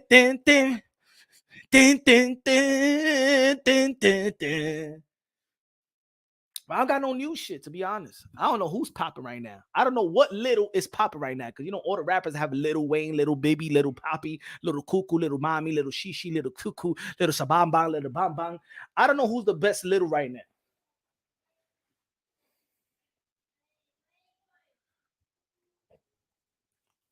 Maxi Priest. Who's the Maxi Priest? Is that the guy that died of AIDS or something like that? My music.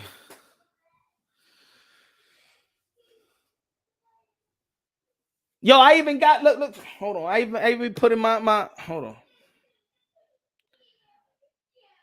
Sometimes I get him. I get in this swing right here. Look. Damn, where is that? Where's my little?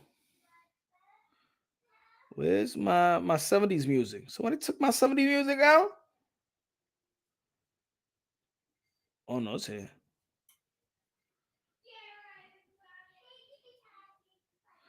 Look. Sometime on a Friday, look at my. I call it disco. Look, moonshine, disco and cocaine. I get in that mood. Look at my playlist. It's only take a minute. Disco Inferno. Everybody dance. Look, I be on my 70s music. I call my playlist disco and cocaine.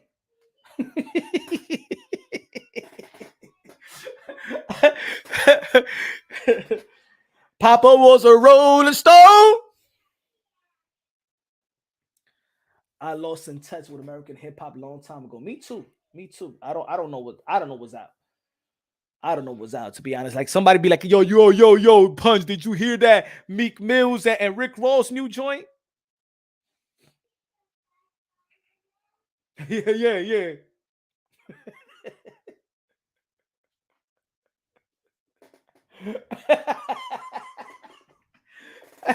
Hey, yo, Charles of the Cheese, you want me to send you the playlist?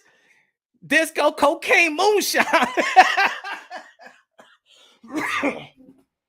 I love the 70s, man. I wish I lived that. I wish I lived those days, man. I wish I lived those days, man. No phone. You know, there's a bar I go to, right? There's a bar I go to is Ethel's. It's Ethel's in New York. It's a little bar, right? It's a little bar between 84th and 85th. Yeah, between 84th and 85th, Second Avenue. It's Ethel's, right? All they play is 70s music. And all they play on TV, they don't even play sports. You know what they play? They play 70s, 80s movies. They play Grease, Saturday Night Fever. They play Enter the Dragon. And then they have 1930s go-go dancers in top of the bar. Nobody's on their phone. Everybody's having a good time. Everybody's mingling, but see, is the era. And even there's even younger, even the college, because now you see the college students are around. There's a dorm close on 92nd Street, right? So there's the young crowd, the mid crowd, the little old crowd, not old, but you know, you got your little 50s and up, you know, below 56, I could say, right? But it's a mingle of different generations and everybody's having a good time. Nobody's on their phone. Everybody talking to each other. Everybody having a good time. You barely see anybody like this. They get playing solitaire. I seen a girl, bro, in the lounge playing chess on her phone. Damn, y'all didn't even know how to have fun. But I like that ball. I like the 70s. I like playing 70s. Although, and the movies was better back then. And you know what? Also, what they play in another TV, they played the Soul Train. Soul Train. Everybody making the Soul Train line. Man, I'm so happy that I was born in the era that I was born in, that I still could catch today's technology and stuff like that, but still have that type of old moral and no, because I don't even think that dudes know how to talk to chicks nowadays. I'd be looking at when dudes are trying to mack at the chicks and stuff like these youngins don't even know how to do it. You know what I'm saying? Some girl gonna be like, give me your Instagram, man. Don't give that woman that Instagram and stuff like that. Tell that chick. I tell the young man, I mean, yo, tell that chick to give you the damn number to get Instagram, so she can tell you, so she could look at your whole life, and she don't even want to get to know you. She want to get to know your Instagram. She want to get to Instagram and who likes you and who's posted on your comments. She don't want to get to know who you are. Nah. People out there, let me tell you, like I said, don't give nobody your Instagram, your social media. If a girl tells you, I got IG. Fuck you get IG, man. Give me your damn number. I'll text you. I'll call you. As a matter of fact, I didn't want to text you. I'm gonna call you. I want to hear your voice. People passing around. Well, I got TikTok though. Get TikTok, IG. Get your soy, huh? You think I'm gonna be one of your little followers and stuff like that? No. You know why? Because of technology, Van. It's technology. These guys, remember, my era comes from a very, and this is unfortunate, but it is what it is. See, our music coming up was so sexual. R&B, it was so sexual. Jodeci, R. Kelly, Keith Sweat, Aaron Hall, Babyface, the group, the group R&B artists and stuff like that. Everything was sexual. But one thing I do like about my era though is that even the women, they didn't dress up. They still gave us an imagination. They didn't dress up. It was only one Little Kim. Now all the female artists are Little Kims. But before we had TLC, and we could still see the beauty of Left Eye. What's the other chick named Chili? You know what I'm saying? We could still see the beauty in them. They didn't show their titties and ass and stuff like that. The female artists of before, we could still see their beauty. Like, yeah, we had an imagination. Now, these kids don't have no imagination. You can't even The booties right there on Instagram, the booties on TikTok, the booties on TV and stuff like that, to the point where, and I said this before, it's unfortunate, but I think that the rape percentage is gonna go is gonna go beyond where it never was before, because guys is not gonna be able how to approach a woman. They think that they could just get it right there. And if they don't get it, they want to snatch it. They don't know how to talk, they don't know how to approach a girl, they don't know nothing. You know what I'm saying?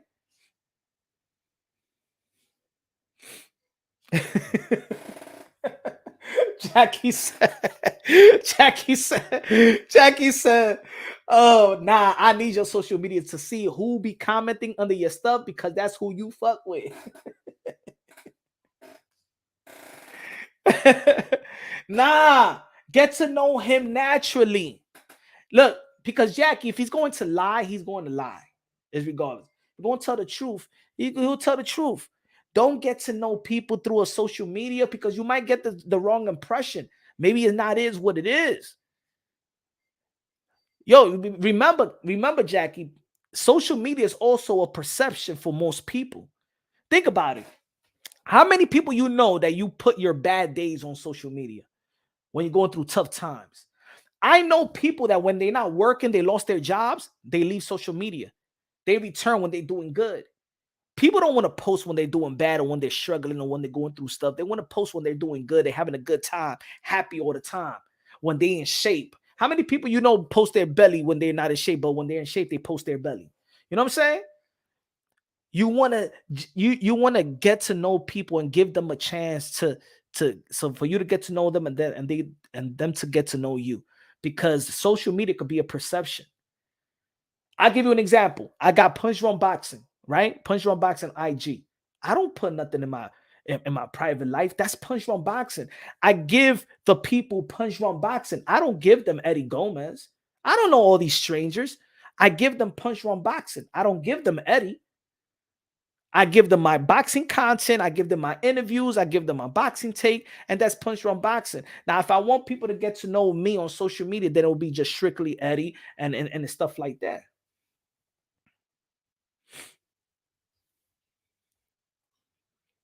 Are you disqualified if you don't have a social media? I think he means that, Jackie. I think he means that if you don't have a social media, you don't give a social media, then that you won't keep talking to him, or there won't be no exchanges and stuff like that. Social media, half of it is perception. So I don't want people to get to know, if they're interested in somebody, they shouldn't.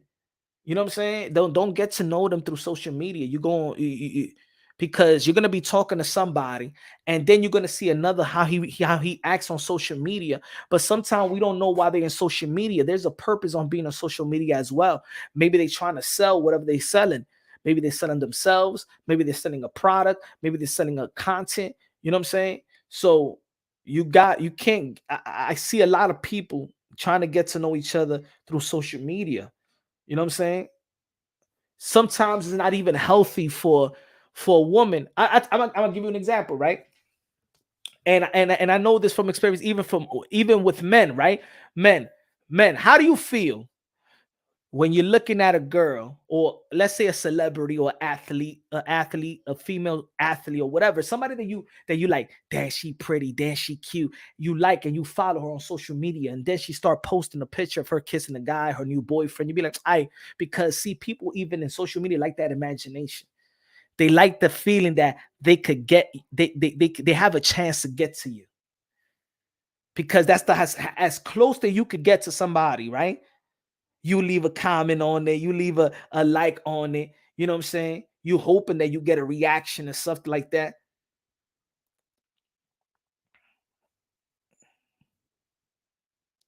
Sometimes it's not worth it putting their relationship out on social media, because that's not what they're selling.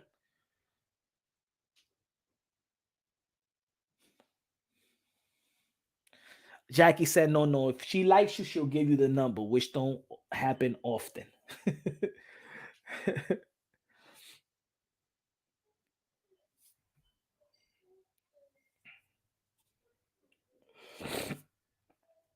How many people on IG?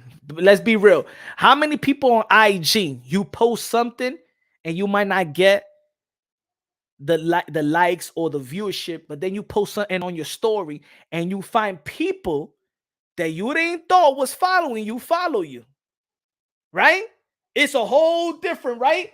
You look at your story on you post something on a regular post on IG, and then you post something on your story, and you see a bunch of people. You see a couple exes that still follow you. Oh, look at this, que mira esta tigre, me está viendo ella.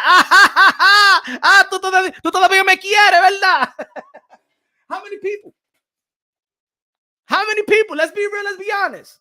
How many people be posting regular posts? It probably get like 10 likes. Then you put something on your story and it got like 200 views, 300 views of people in high school that you used to be with, in college, or exes, or cousins and brothers and sisters, or your or your ex's mother. They tap on you. You know, I'm gonna tell you like this. You know why people don't call you no more? Because you post a lot of your shit. That's the reason why people don't call you. Take yourself out of social media for a month or 2 months or maybe a half a year. You're going to see a whole bunch of people trying to look for you. Why am I going to look for you? Or why I'm going to act like I got to look for you? Because I already see you on social media. I saw you what you did yesterday. I saw how your kids look like. I saw what you did for your birthday because you posted a video what you did for your birthday. You looked good for your birthday. I understand if you're having health problems. I understand if you're looking good. I understand if you're in shape. I understand what school you go to. I understand if you graduated. I don't need. That's why people don't catch up with nobody, because they put everything on social media. You be on a story. No lie. I put something on my story and I'll be like, yo, put it this way. And we're talking about boxing. There's even boxers that follow Punch Drunk Boxing that I didn't even know follow me. Sometimes I'll be like, sometimes I've sent like DMs and emails to get, to try to get interviews and stuff like that for the channel, right? Some of them don't reply. Some of them do reply. And then I post and I'm like, yo, boy, you see my story. Why you just don't reply and kind of Punch Drunk Boxing and stuff like that and chop it up? I know fighters. That follow the channel. I know fighters that follow, but they don't see. That's another thing. You know what's whack in society is people don't want to let you know that they fucks with you. Why? Why nowadays people don't want to let you know that they fuck with you? That shit is weird, right? Like, people don't want to let you know that they support you. That's weird. Why? Why we get this from this? And I usually it looks like I get it is like the Latino and Black community that does that to one another and stuff like that. Like, I like Punch Drunk Boxing. I listen to his shit, but I can't let him know and stuff like that. And I can't let other people that know. I can't let other people know that I listen to Punch Drunk Boxing, because then they're gonna be like, I'm on his shit.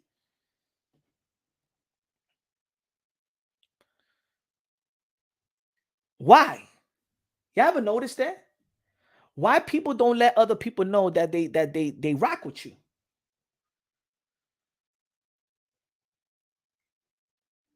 Guido said people have egos. True, but I'm just saying, why? Like, what's the ego? Like, how am I going to feel that I rock with you? That's why even when I started this, look at me, I have no ego. For me, showbiz the adult is the GOAT. I could say it. I have no shame. I have no shame in supporting showbiz. I have no shame in saying that I respect and I like what Blue Bloods be doing in this channel. That necessarily doesn't mean that we have to agree on each other's content and stuff like that. But people be like, yo, Blue Bloods. Nah, Blue Bloods, cool dude, man. Cool dude. Bless up, Blue Bloods. Shout out to Showbiz. Shout out to the Boxing Voice. Shout out to 78 Sports TV. Shout out to True Boxing Talk. Maybe I hope that True Boxing Talk was still doing this thing, because live was popping anyway. I don't have any, even if motherfuckers don't fuck with me. I could say that about people that don't even F with me. I could still say it. Shout out to IBFP. I still follow. I'm still subscribed to IBFP. I could say that. I have no ego. If I feel like you're doing your thing in a particular, it doesn't matter if I fully agree with a particular content. I may agree in other contents. We all don't agree with everything that we do. But me, I don't know. I just hit a stage in my life that I don't have this ego. I could give props to whoever. It doesn't even matter if they feel like I'm good or they feel like my work is good. You know what I'm saying? I give props to whoever. It's because people got a competitive spirit. But to be honest, me, I'm only competing with me. I don't think that. Look, I'll be honest. I'm not even in competition with nobody. Who breaks down bots in the English and Spanish with the delivery and the delivery that I have? Who? Nobody. So I'm not. I know I'm not. I'm not competing with anybody. Nobody's competing with my style. I don't even think that certain people want to have this style because I don't think that nobody could do it like this. I'm just different. I come from I'm East Coast, New York, Caribbean, Dominican, the Dominican Latino Caribbean type of feel, right? I'm Spanish, but I'm not Mexican Spanish, right? It's a whole different type of dialect, slang, and stuff like that, but we still relate to one another. So the Latinos in Mexico, Ecuador, you know what I'm saying? Peru and Venezuela and all, and then the Cubans and Puerto Ricans, we all relate because we speak the same language, but we also have some type of different culture. I don't feel like nobody's competing with my style. I don't think that nobody wants to have this style as well.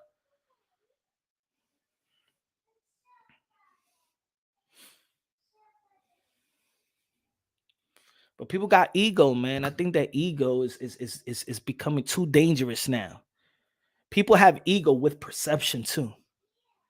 You know what I'm saying? So now is we live in a perception world, a perception era. Before it was the crack era. Now we live in a perception era. People are on crack with perception now. People are going at each other with fake lives. People, you ever heard the term when you lie to yourself so much you start believing in your own lie? There are a lot of people that have believed in their own lie now because they've been living in perception for so long. They actually now their perception is reality right now.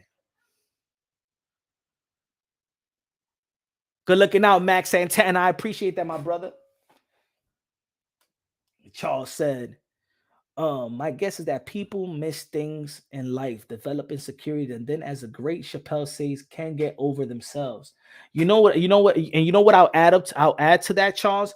When you said, my guess people miss things in life, develop insecurities, and by developing insecurities, you know what they develop?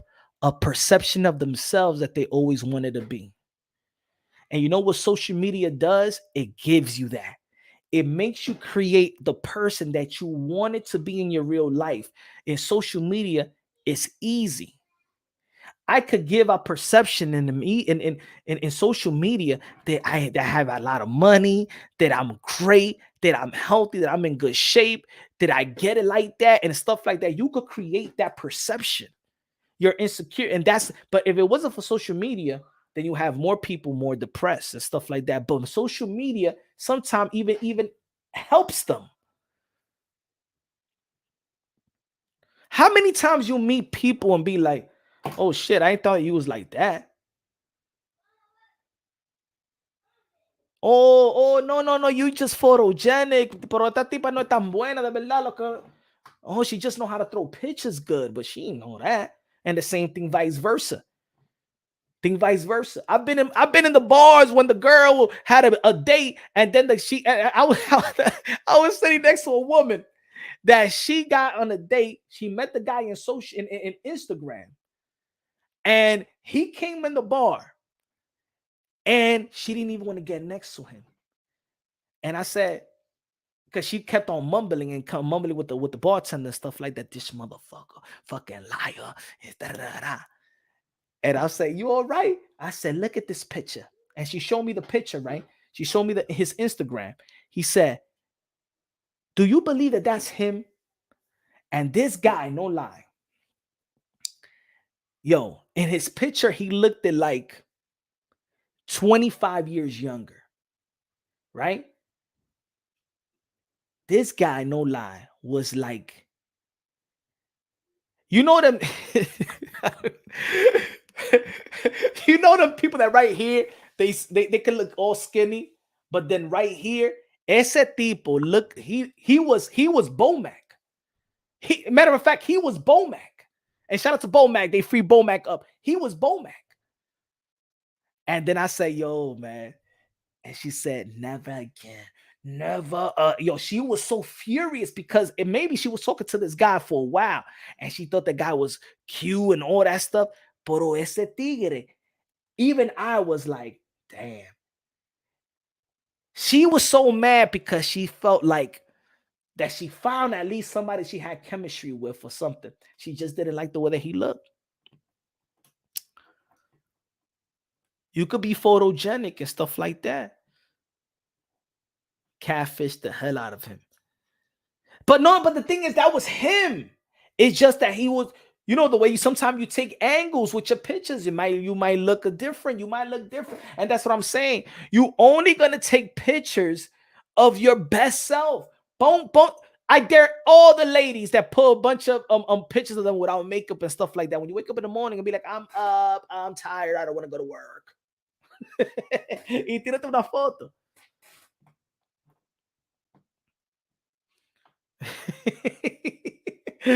Jackie Hernandez said he would have got punched that night. Don't play with me. But guys, but the thing is, guys play the same thing. Like people used to think, even the guys, they'd be like, oh, girls don't want to take pictures without their makeup and stuff like that. But even guys now guys do that. Guys put up shit that you're gonna like this and stuff like that.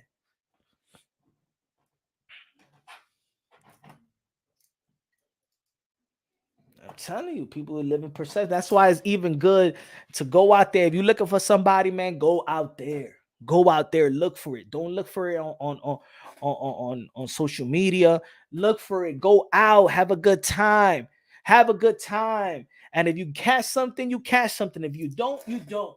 But come on, man. Go out there. Have a good time.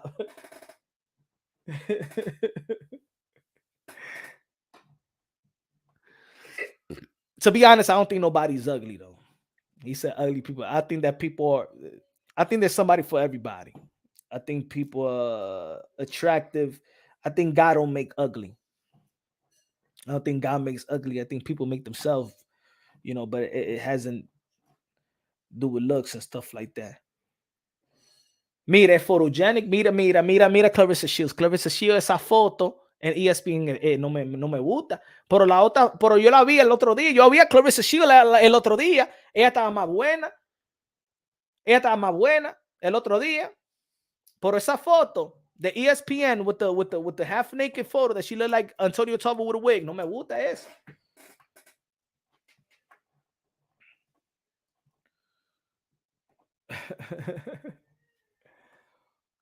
But let's go back to the way we went a whole hour without talking about boxing.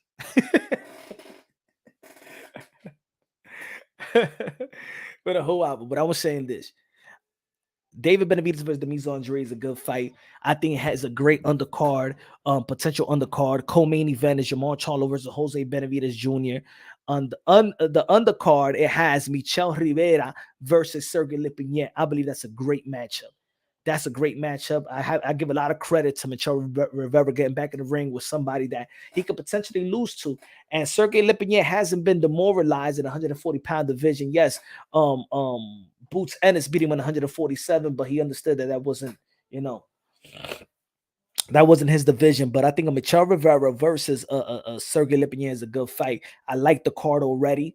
I love the card already.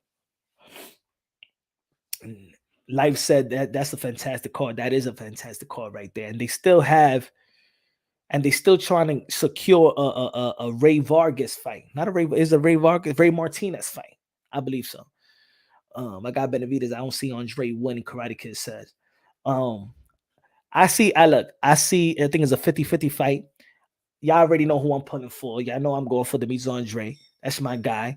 But breaking it down on boxing logically and objectively and looking at the styles, I just think that Demetrius Andrade have more tools than David Benavidez. Andre never been in the ring with a David Benavidez, and I don't think and David Benavidez never been in the ring with a Demetrius Andrade with the heavy toolbox with a southpaw. I don't even know if when was the last time David Benavidez even got in the ring with a southpaw. Has anybody know? I'm not sure. Has when is David Benavidez even got in the ring with a southpaw? I don't remember. Maybe somebody could tell me, but I don't remember. I just feel like the intangibles Demetrius Andrade, he doesn't have any wear and tear in his career. You know what I'm saying? It's almost like Bud. Bud is 36 years old, but there's no really wear and tear. You know, he ain't catch no beating, no nothing. Demetrius Andrade is the same thing. Now people are gonna question the people are gonna question who he's fought. People are gonna question his experience. Yeah, but he's fighting David Benavidez. He's not fighting Canelo Alvarez. So what's the experience of David Benavidez? One fighter and Kalen Plant is an experience is his experience. You know what I'm saying? One fighter is an experience is nah. I think that that it's gonna be a tough fight. It's gonna be a tough fight for both of them. The pressure is going to be on David Benavidez because most of the boxing world wants to see David Benavidez versus Canelo Alvarez. So Demetrius Andrade really is not coming into this fight with pressure at all. All the pressure is on David Benavidez to perform and to win. Not only just to win, but it's to perform as well. You know, we all know that David Benavidez has tampered with going to the 175 pounds. We don't know how much is he going to struggle to make 168. Maybe weight plays into a part. We seen videos of David Benavidez. He already got a belly. He don't look like I think he's going to be in fat camp. If that's the perception they're giving me, David Benavidez don't look in tip-top shape. Where Demetrius Andrade, I could tell you for a fact, has been in tip-top shape. Demetrius Andrade already been in mini camp already. Demetrius Andrade been already in camp for 16, 17 weeks already. He did have to, and when I tell you, and folks, when I tell you this, now we don't know if it does, if it's a positive going inside the ring, but shout out to rest in peace, Mrs. Andrade. Y'all know that Demetrius Andrade lost his mom this year. Almost lost his brother in a shootout this year. He's fighting he's a demon right now. And when I'm telling you he's a demon right now, he's seen red right now. He's seen red. He's highly determined. He's in the gym every day. He's highly determined. I'm telling you folks. His mindset is in a hole. He understands. He knows what y'all know. He knows this is his last rodeo. He knows this is his last chance. This is his opportunity to prove everybody wrong. And not only proving everybody wrong, he's doing it for himself as well. He wants to prove it to himself. This is what he's been waiting for himself, to know that he's really the guy. He's coming with a chip on his shoulder, and I know that for a fact. Bro. Watch that thing happening because it's not official yet. They're already both of those guys signed already, Junior. Both of the guys already signed. Now, the business of boxing and the networks and whatever wants to do something, it's almost like Jaime Munguia and Jamal Charlo. Jaime Munguia signed off, Jamal Charlo signed off, and it was the business of boxing. It was Showtime and the Zone that fucked that up. But the fight is already signed. Demetrius Andrade already signed. But let's hope for the best. I hope that a lot of people is invested in this fight, because the more that we do talk about David Benavidez and Canelo Alvarez, David Benavidez and Canelo Alvarez, it's going to send a message to the powers that be and be like, you know what? We should not take this risk with Demetrius Andrade. Let's just go right away with the David Benavidez and Canelo, because Demetrius Andrade could really spoil the card. But in the end of the day, there is a storyline with Andrade and Canelo as well. There is a storyline. The best press conference, the most memorable press conference was Canelo Alvarez and Demetrius Andrade. Think about it. They already got something they could build on. David Benavidez could build, and also, you already know David Benavidez and Canelo Alvarez got something to build on. So the winner of this matchup, the next fight is going to be better. It's going to sell more than what Canelo Alvarez sold with Jermell Charlo. It's going to sell more. Because Demetrius Andrade and Canelo Alvarez, you know they're going to go at it in press conference. If y'all thought that Caleb Plant and Canelo Alvarez was lit, can you imagine Demetrius Andrade and Canelo Alvarez press conference leading up to a fight? Can you imagine David Benavidez and Canelo Alvarez? That is going to be the Oscar De La Hoya and Fernando Vargas. That is going to be, I'm telling you, the David Benavidez and Canelo Alvarez is going to create that type of divide. That type of divide when it was Oscar De La Hoya and Julio Cesar Chavez. That's how big it is. And that's why I have the Mexican flag saying the worst nightmare. Because if Demetrius Andrade beats David Benavidez, it kills the possible future of Mexican boxing reigning supreme.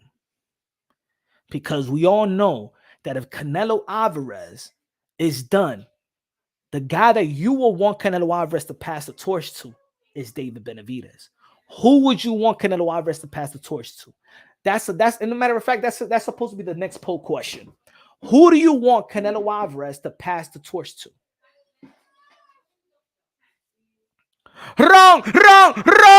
Con los 5 pesos de Super Chari Chari Pari K, David Benavidez wants the bag versus Canelo. This guy got stripped for weight and coke. There is no discipline and hunger there. You need that against Canelo.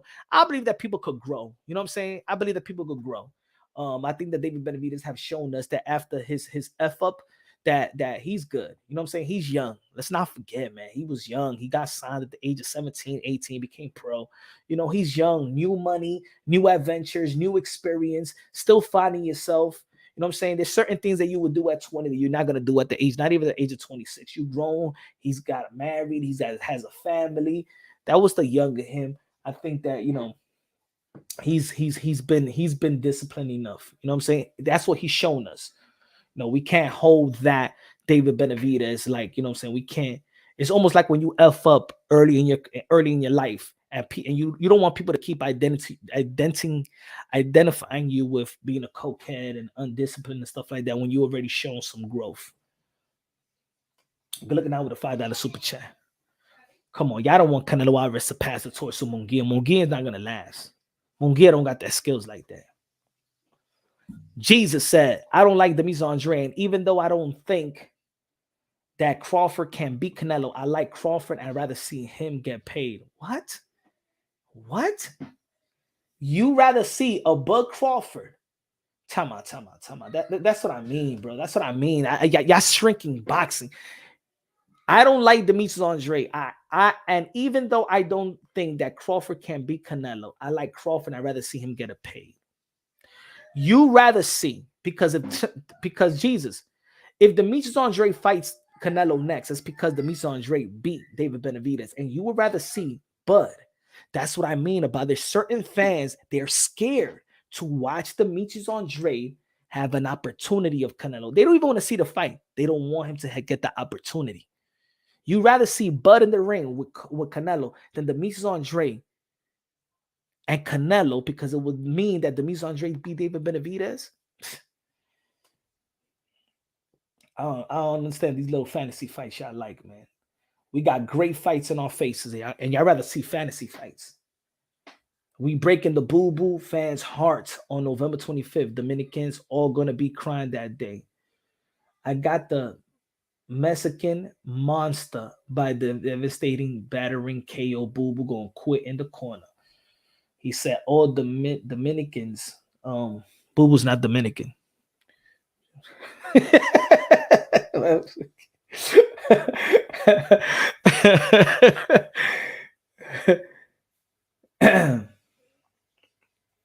Jesus,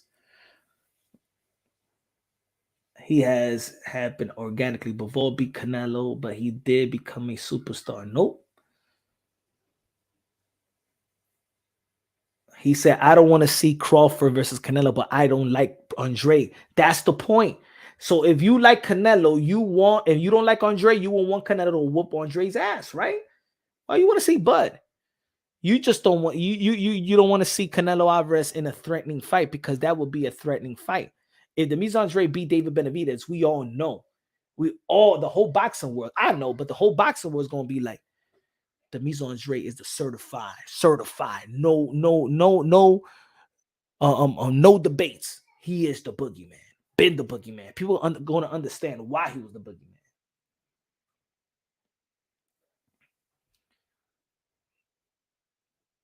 Come on, man.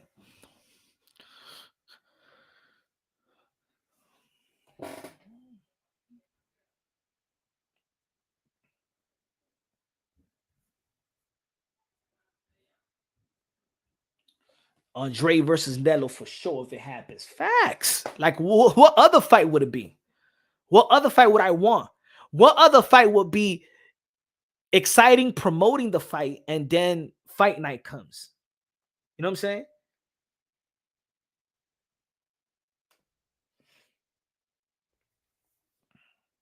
Yeah. Yes.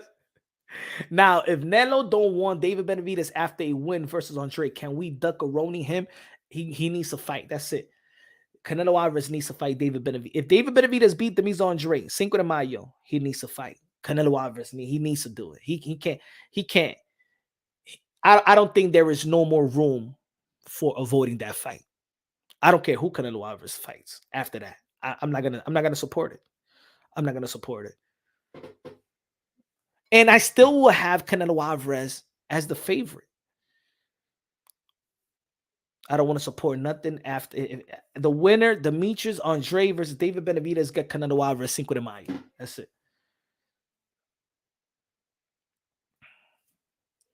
Why every Jesus that exists does not resemble a Jesus? I want Canelo to beat the brakes off Benavidez just to see the dad's favor after the talk. He's trying to get the fight. That's why he's talking. And he's going to be talking about his son, just like you as a father going to be pumping your son. What else to do? You know what I'm saying? Shit, if I was on David, if I was Canelo Alvarez dad, I'd be pumping my son up. If I was David Benavidez dad, I'd be pumping my son up. And if I was, you know what I'm saying? That's what fathers do, man. They believe in their sons. I can't vote because I'm from Providence. It's boo boo or nothing. That's what I'm talking about. Boo boo, I'm saying boo boo is gonna cut the lifeline. He has the opportunity to cut the lifeline. Is that a pause? Man. There's 100 guys to fill that spot. Come on, yo. Bro, he said there's 100 guys to fill that spot. Come on, bro. Hey, yo. Hey, wrong with the $5 super chat. Say, I believe Benavidez is the better person today, but we just saw an undisputed champion have no hunger against Canelo and give this. Yes, we did see that. Highly disappointed in the approach.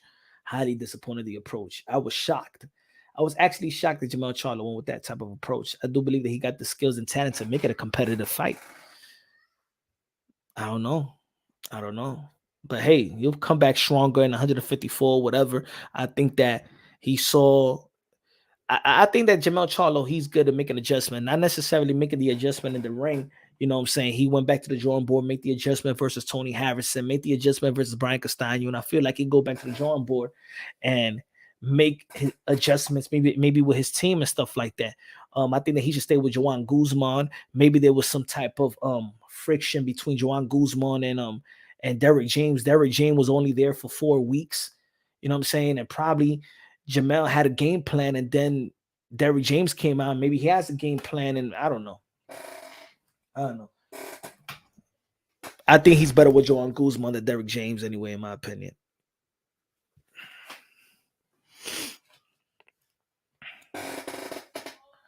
But ladies and gentlemen, y'all already know, man, we back at it tomorrow. We back at it again, ladies and gentlemen. And we're going to keep on talking about this fight. Hopefully they announce the fight tomorrow, tonight, or whatever. Demetrius Andrade versus David Benavidez. Jermell Charlo back in the ring versus Jose Benavidez Jr. and Michel Rivera versus Sergey Lipinets. That's going to be a wonderful card. November 25th, Las Vegas, Nevada, hopefully, and stuff like that. Hopefully they announce it right now because this fight is probably is going to end. We already started this great 2023 year with David Benavidez and Caden Plant. David Benavidez started it off, and now we're going to probably end up with David Benavidez with a win or with a loss. Let me know. Leave it in the comment section. Subscribe to the channel. If you haven't subscribed to the channel, keep on smashing the like button and supporting the channel. Thanks for the people that supported the channel, that smacked the like button, that share. Also to send the super chats. I appreciate all of y'all. Love y'all. Tomorrow we back at it again, same time around. God bless. God first, everything second. Fight plus survive equals true champions. The best investment you can make in your life is have God in your heart. Love y'all. God bless, and on to the next.